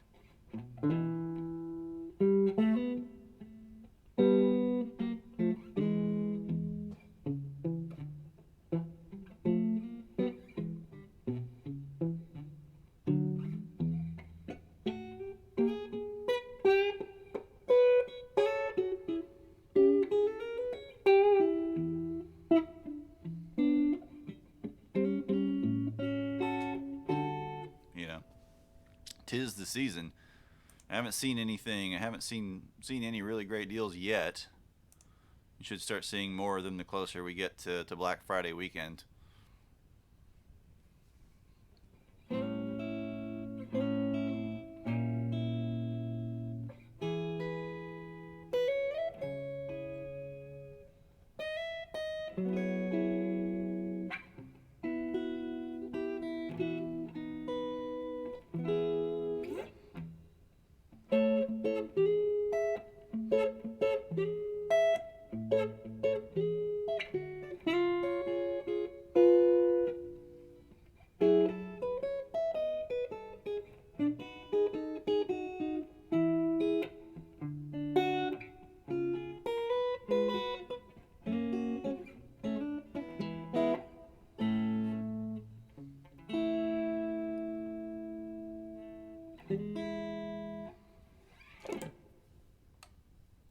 Let me stop playing stuff in E.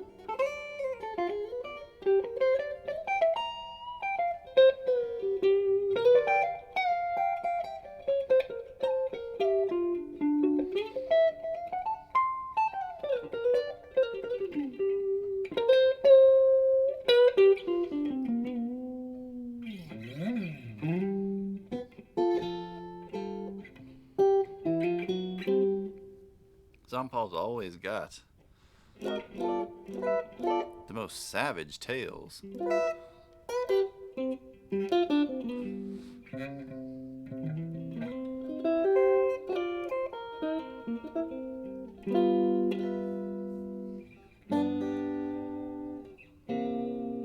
Well, you know what they say? Give a man a frog.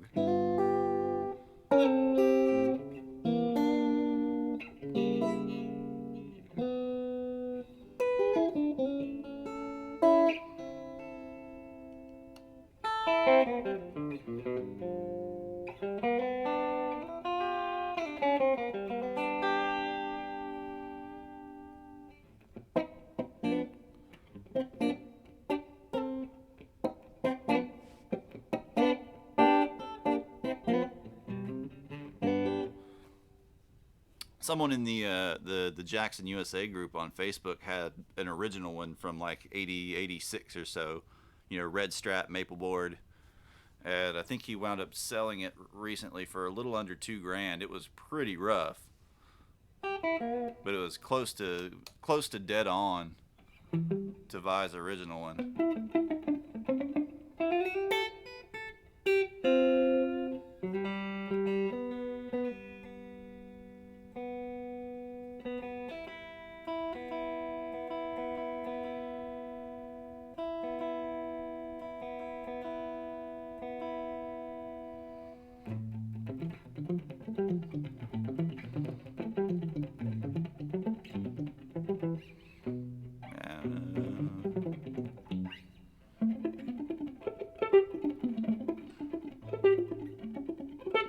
I don't remember all of it.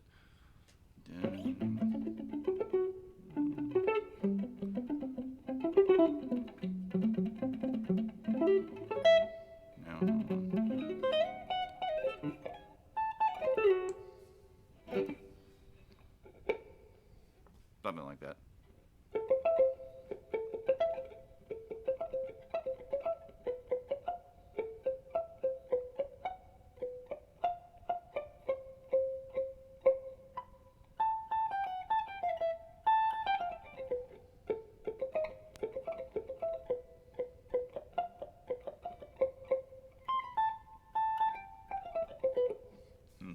That'd be an amusing thing one day, maybe for like a some type of goal stream. If we ever have some goal to hit.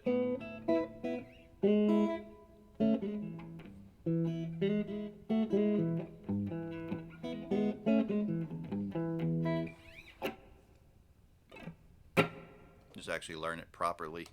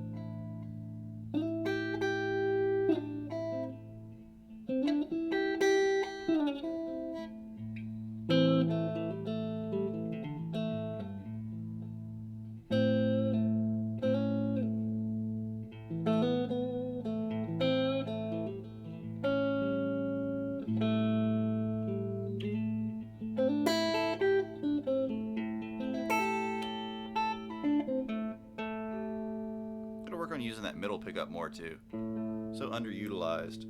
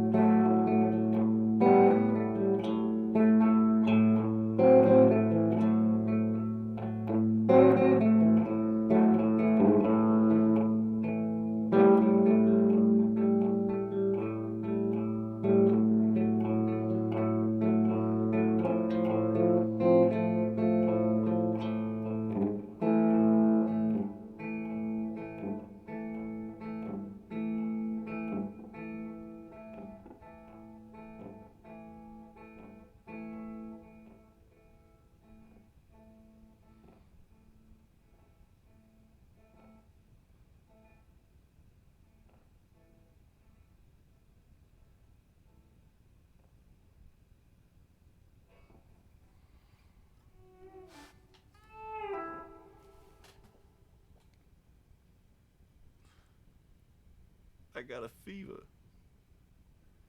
And the only prescription is more cowbell.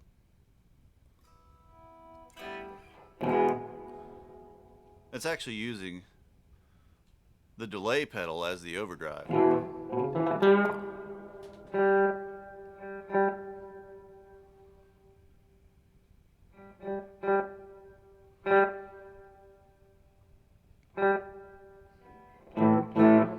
It has the ability to distort the repeats.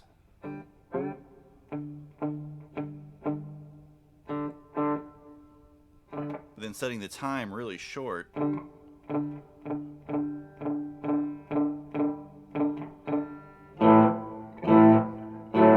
So you pretty much hear the distorted repeat kind of blended in with the original hit.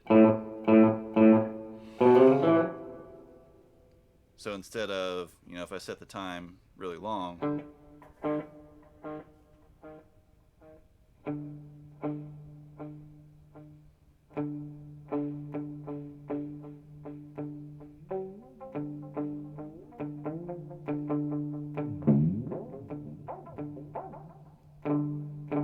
get almost kind of doubling effect, but with the overdriven repeat.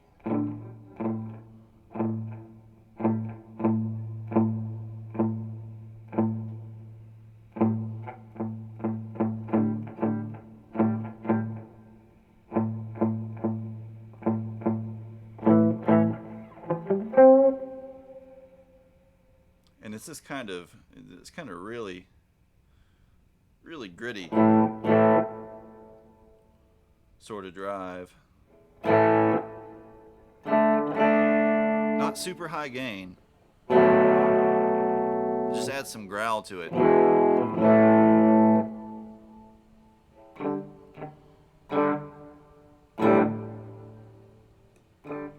Then I can increase the number of repeats. It starts giving me this like bathtub reverb.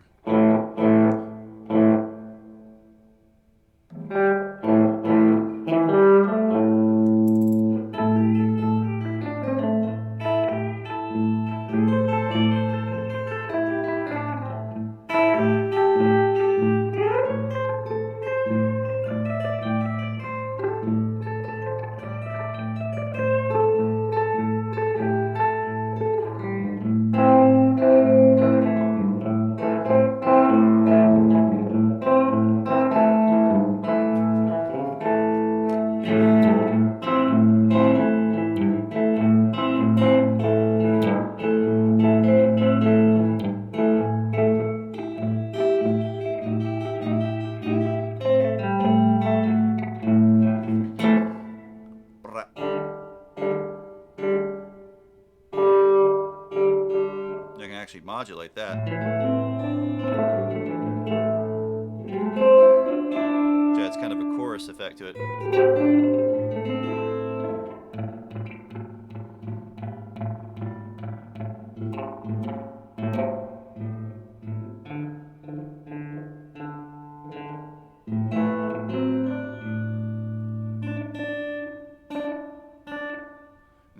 If I lower the high end damping on the reverb to let more high frequencies through, we start to hear these kind of like pingy resonances start coming out. Almost like it's trying to sing.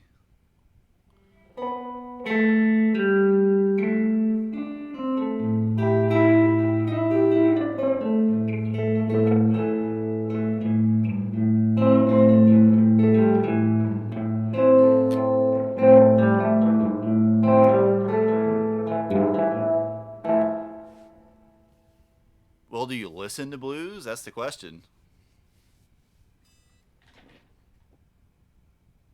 And not just like, Stevie Ray Vaughan type blues, like blues.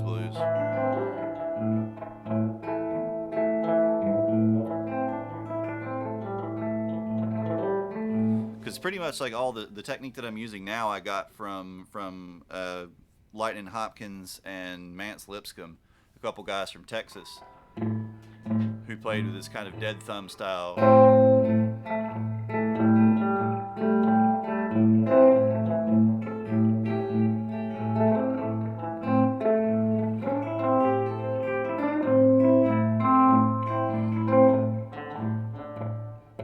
right, and it keeps that kind of rhythm going.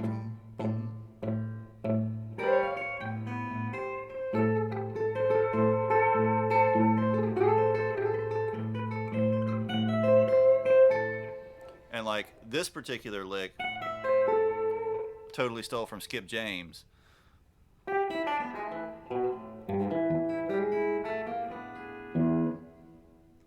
Oh man, there's a ton of different types. A ton of different types.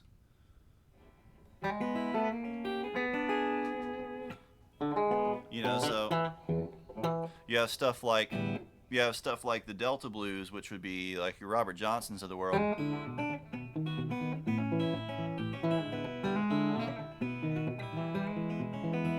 Right, at usually in open type tunings, so like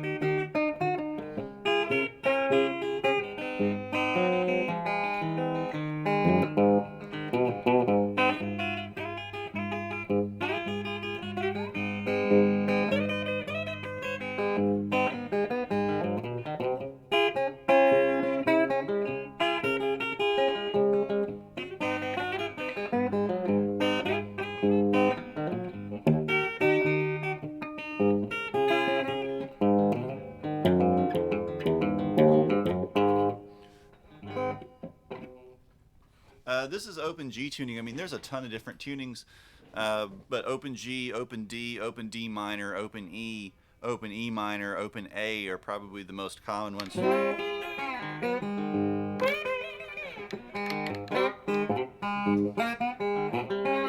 The biggest thing, actually the thing that tends to differentiate them more than tunings in particular, though, tends to be the type of right hand techniques and the type of rhythms that are applied to them.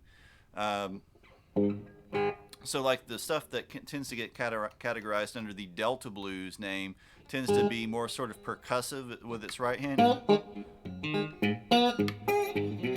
So like stuff from the Son House school of playing.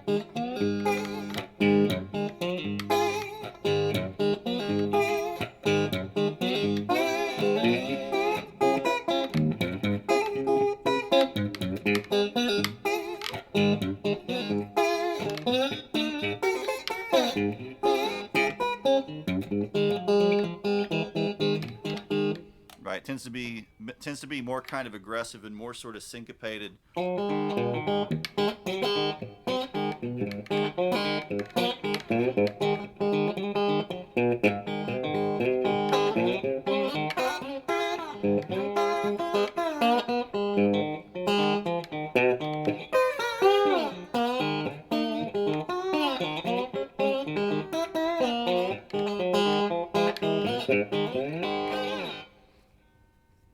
Right, those more sort of hits sort of like that.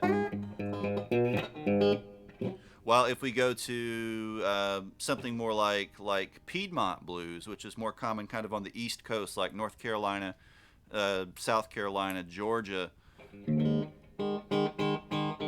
we get a more kind of, and sometimes this is sort of wrapped up with another slight variation called country blues. Where instead of having like these kind of really jagged offset kind of patterns, you hear things more like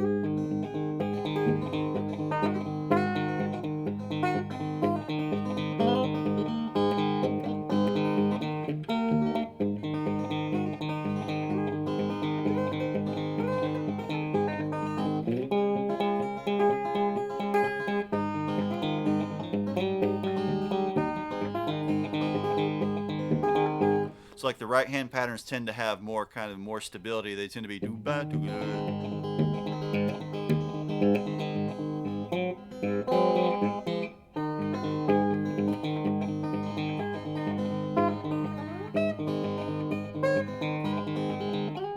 There tends to be a little more kind of a more clear sort of melody,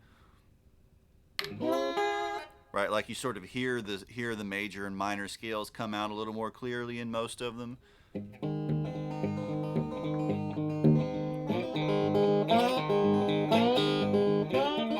Because for the most part, the people who were playing those were a little bit less isolated. You know, the Delta styles and the North Mississippi Hill Country styles of blues were developed in really, really, really isolated pockets.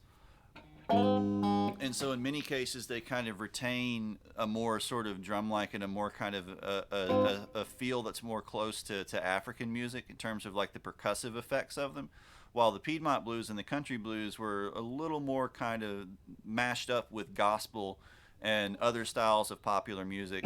Ragtime as well, for instance, from here in Georgia we had Blind Willie McTell.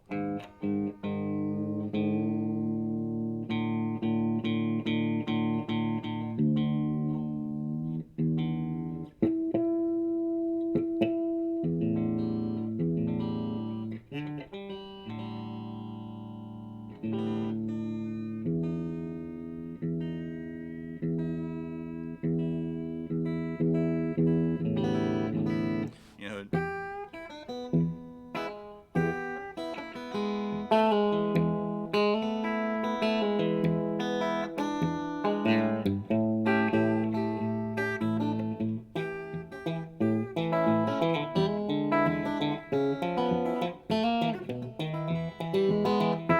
where you kind of hear like mashups of different styles. You know, you'd hear some stuff that was kind of more sort of driving and bluesy. You'd hear some things that had,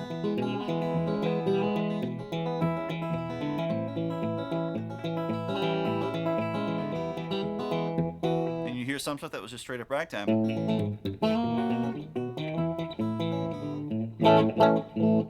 Something's clipping a little bit here. Is it the reverb pedal? Let's turn the damping down on that.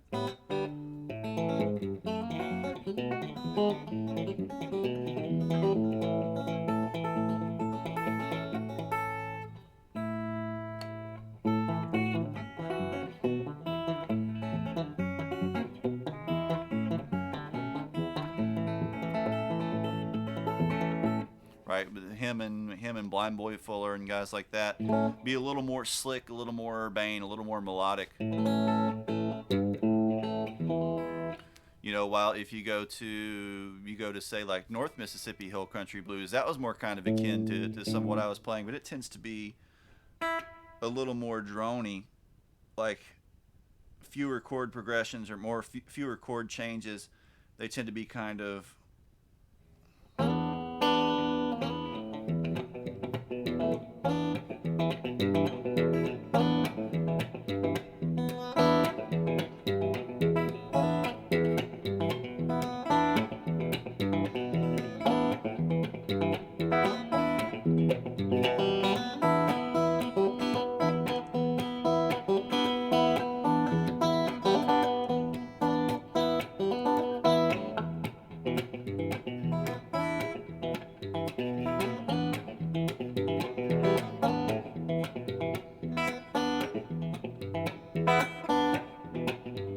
like it never really leaves the chord. It just sort of hangs in sort of a drony groove.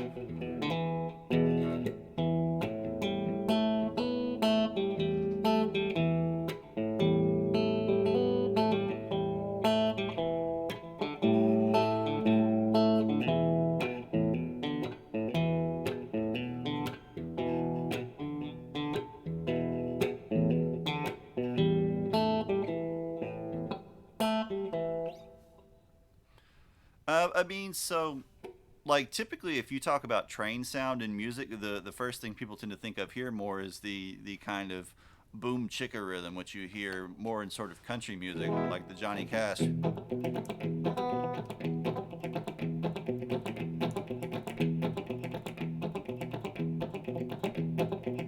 like that type of thing. Uh, but what you're thinking of, like the sort of The Railroad Tycoon thing is simply taking like ideas from blues and then playing them uh, sort of atmospherically, and it's become more of an association via pop culture than like real train blues. Because like, let's say we want to play some actual blues songs about riding the line, as it was called.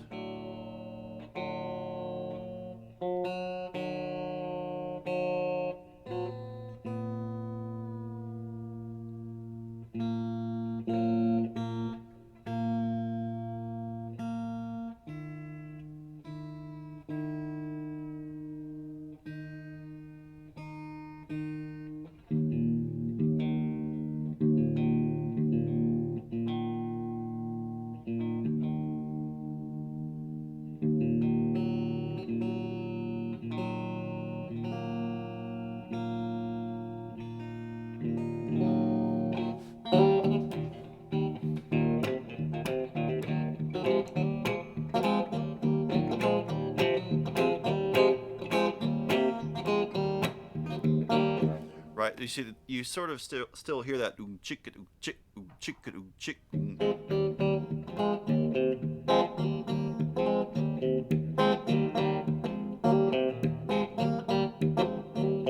Right, and the train whistle would be.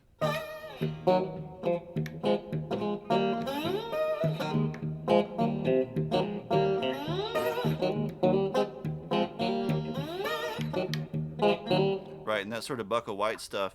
Um, all you're really hearing in like the Railroad Tycoon things and all those things that want to be like lonesome train sounds is they're just taking the kind of rhythm part of that out, largely, and you're just getting,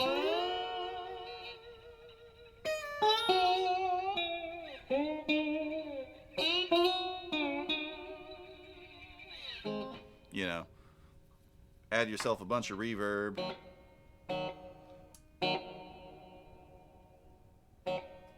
And some tremolo, if I had something with some tremolo on it.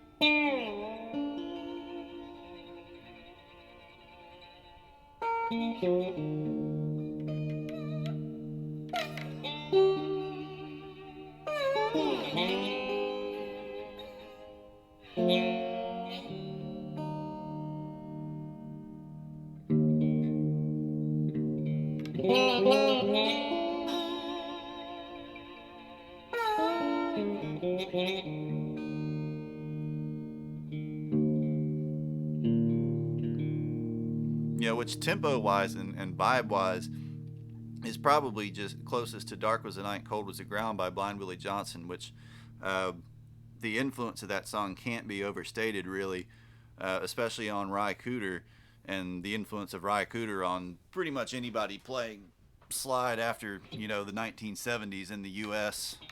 can't really be overstated.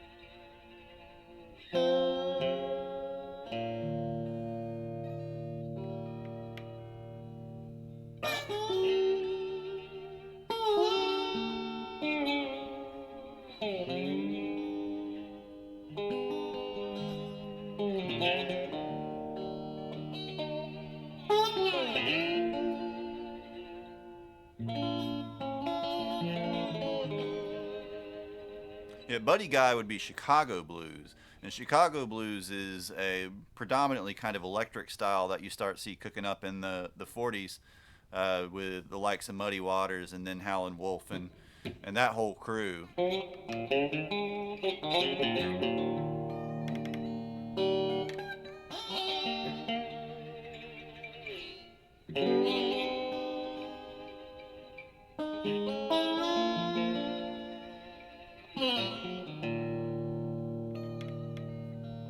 That's a bit later, you know, that's 20 or so years later than the styles that, you know, we've been talking about so far, your Delta blues, Piedmont and country blues.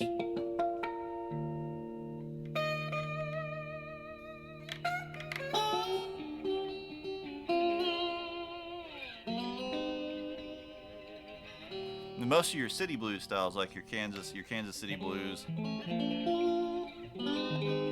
stuff like that, tend to be a little more urbane, and they tend to, at first anyway, be more piano driven until the electric guitar really kind of became a mainstream instrument,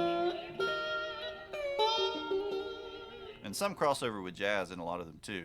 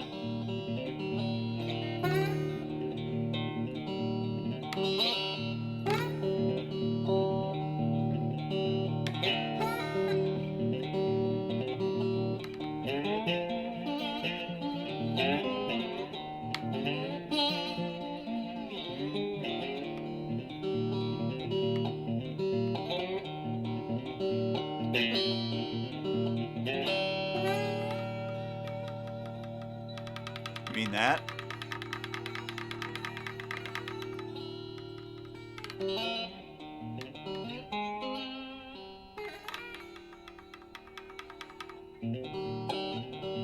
So which sound are you talking about? This, or are you talking about this?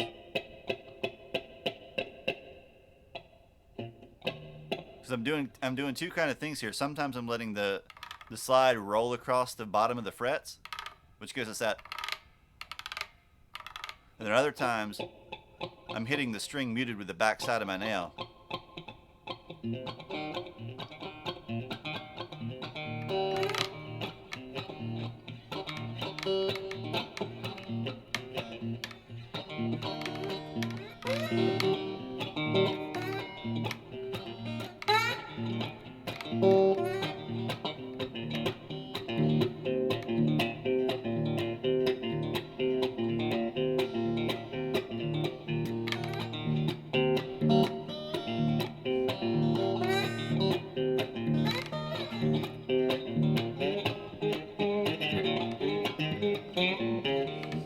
No, it's all using it for kind of percussion.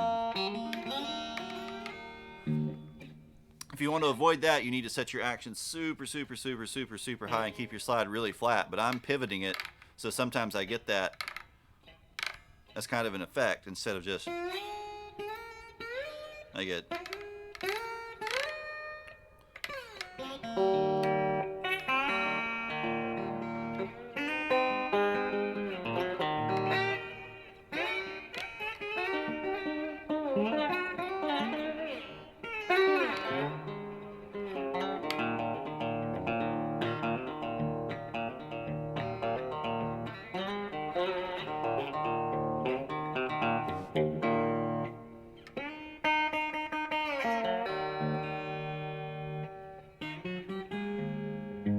But you know, if you want to play blues, you got to really kind of listen to it. You really get into it. You really start trying to kind of like feel the rhythms. That's the big thing, is kind of feeling the rhythms and what distinguishes this particular player or area or time period from any one other one. Because blues tends to have the most kind of bad imitators of its style, I think, more than anything else on guitar.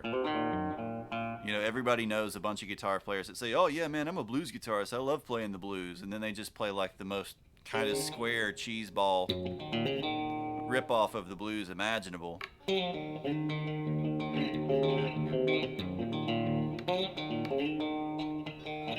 know, so you got to really put the time in to try to understand it and respect it, and really, you know, feel the nuances.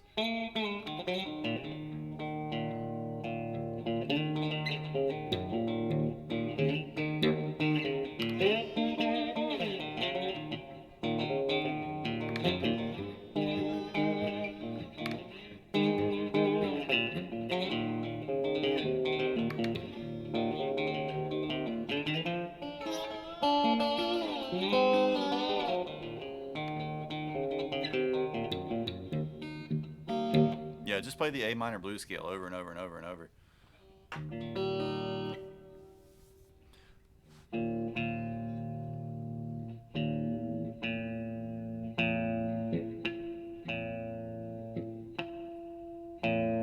Well, I mean, depending on who you're trying to play like.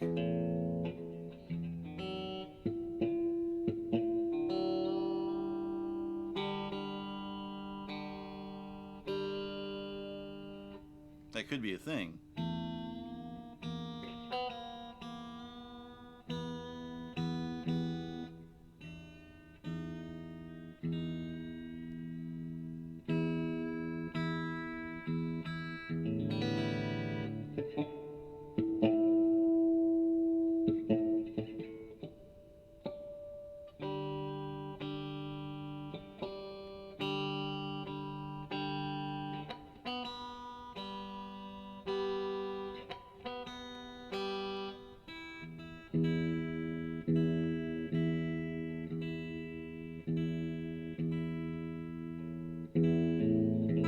You know, if you're trying to play like Albert Collins or somebody, he would kind of hang out just in one position the whole time.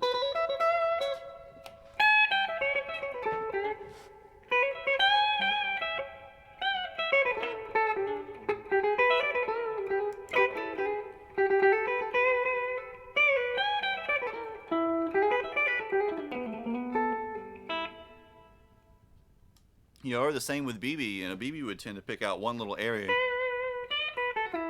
and never leave, you know, little 5-6 fret spot for a whole song.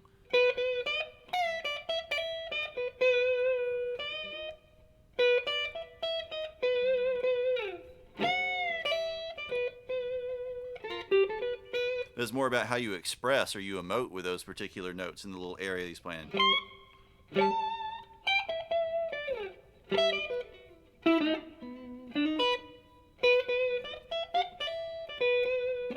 You know, kind of learning like his type of vibrato. And these little sort of micro bends he would do.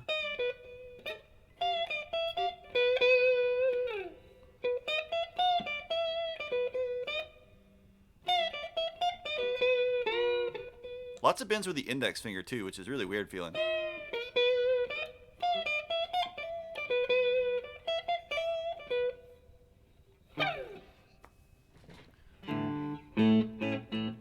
You know, or if you're doing like I was doing earlier, this sort of Lightning Hopkins thing where you're doing this dead thumb.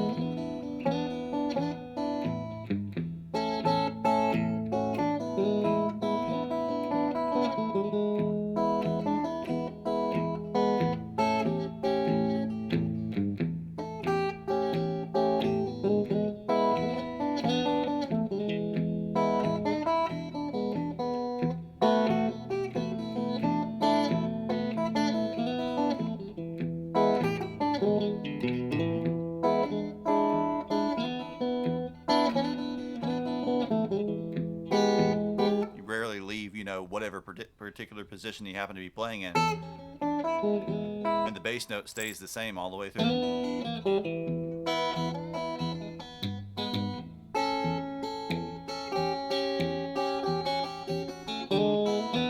And drop beats here and there, kind of push and pull things all over the place, so the time wouldn't just be like absolutely steady.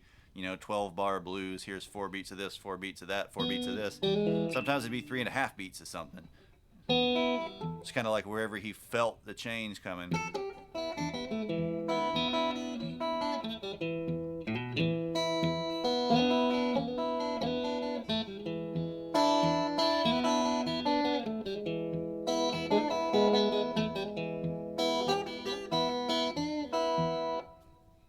John Lee Hooker sort of had that thing going too, though, with a little bit more of the boogie.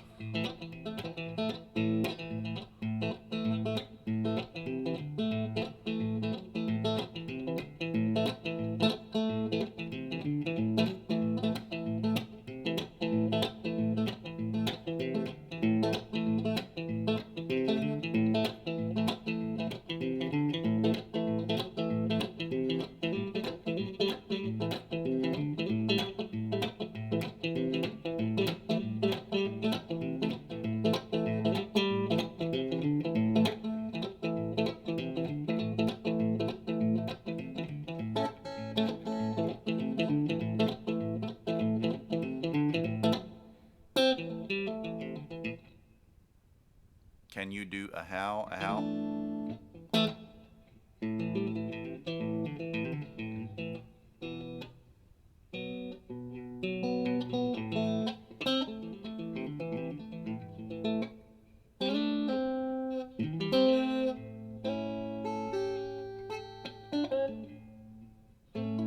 What do you mean?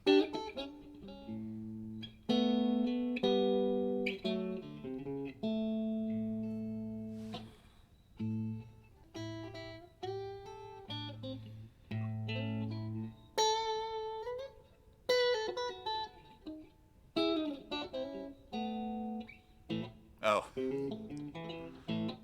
Boom, boom, boom, boom.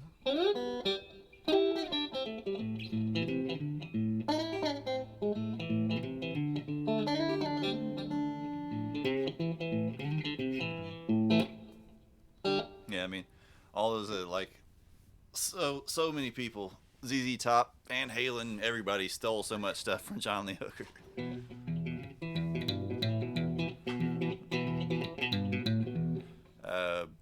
What's his name? Norman Greenbaum's "Spirit in the Sky" is pretty much a John Lee Hooker riff.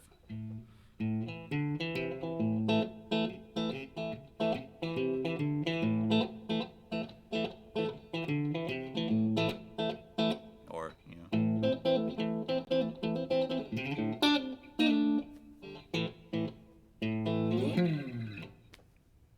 but that's sort of Texas style. That gets called boogie woogie. But depending on where you're at, that'll have different meanings. Or, well, where you're at, the particular region you're looking at blues from, boogie woogie will have kind of different meanings.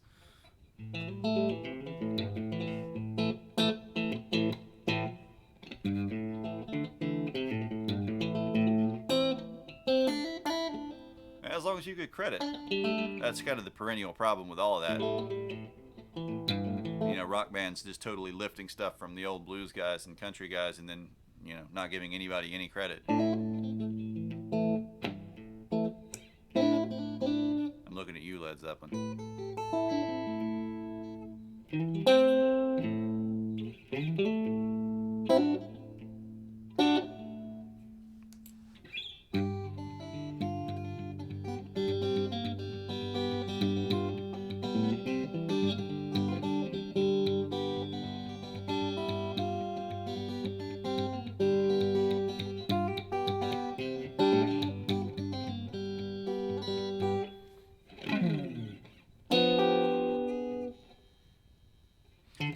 There's a documentary. Hold on a sec. Gotta hit that band hammer.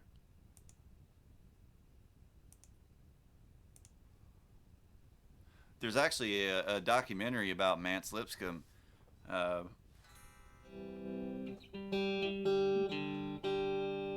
that also has Lightning Hopkins turn up in it. You can probably find it on YouTube somewhere. It's only like maybe 45 minutes long. I think it's called. Well, let me see if I can find it real quick. It's like A Well-Lived Life, I want to say.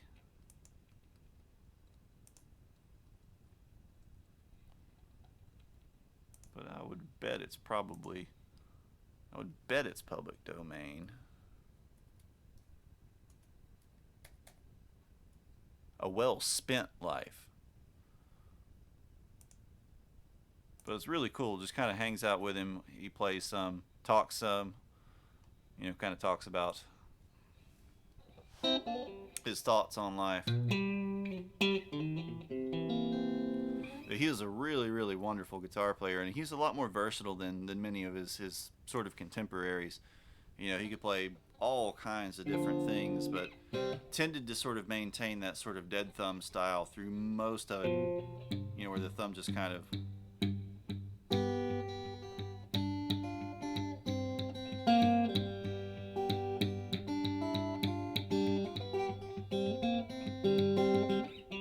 this thing doesn't want to stay in tune now. I put it in a few different tunings, and the bridge is all like, no, not having it.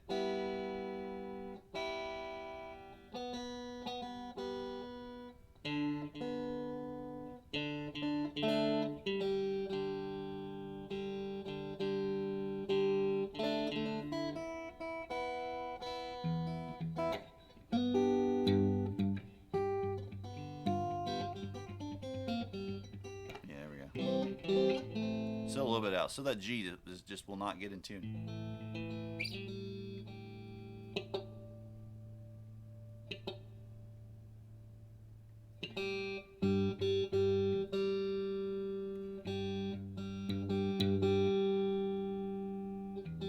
That's going to annoy me to no end. I'm going to have to get the files out and file my nut.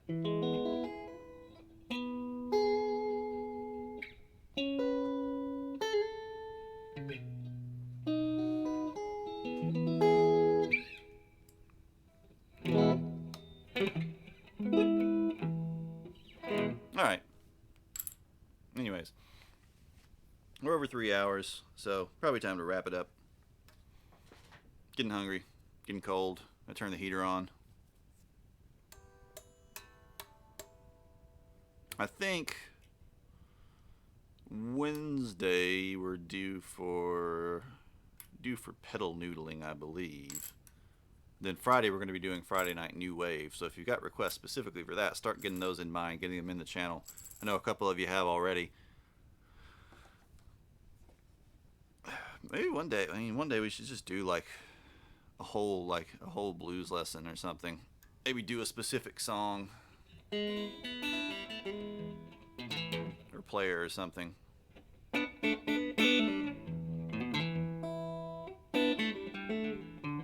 learn to play with your fingers though, because pretty much all of the old stuff is fingerstyle.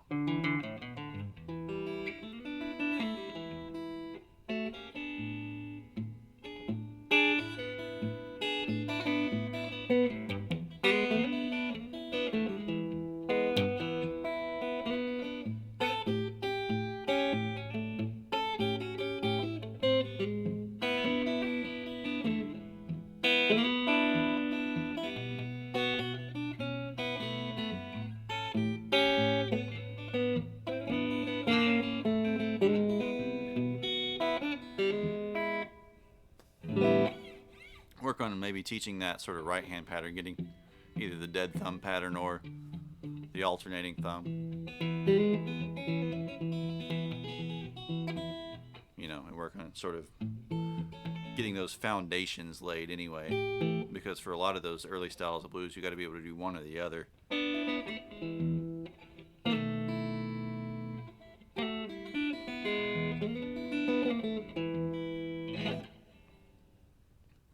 Anyways, I'm going to wrap it up. If you haven't hit the follow button, hit the follow button. Helps me out. quite a bit. If you're not in the Discord, get in the Discord. You can download the chart from tonight's lesson, again, in the chart section of the Discord, and all the previous music theory lessons, which are pretty useful because they all build on each other. And if you're not comfortable with tonight's chart, if you're just jumping in and looking at it, go back and find the triad chart in the chart section of the Discord, and that'll help quite a bit. Make sure to check out the socials. The YouTube's getting more and more VODs on it from the old streams and stuff every day. And I'll be back Wednesday with, it should be Washed Out Wednesday this week, I do believe. But thanks for hanging out, as always, and asking questions and chatting, that kind of stuff.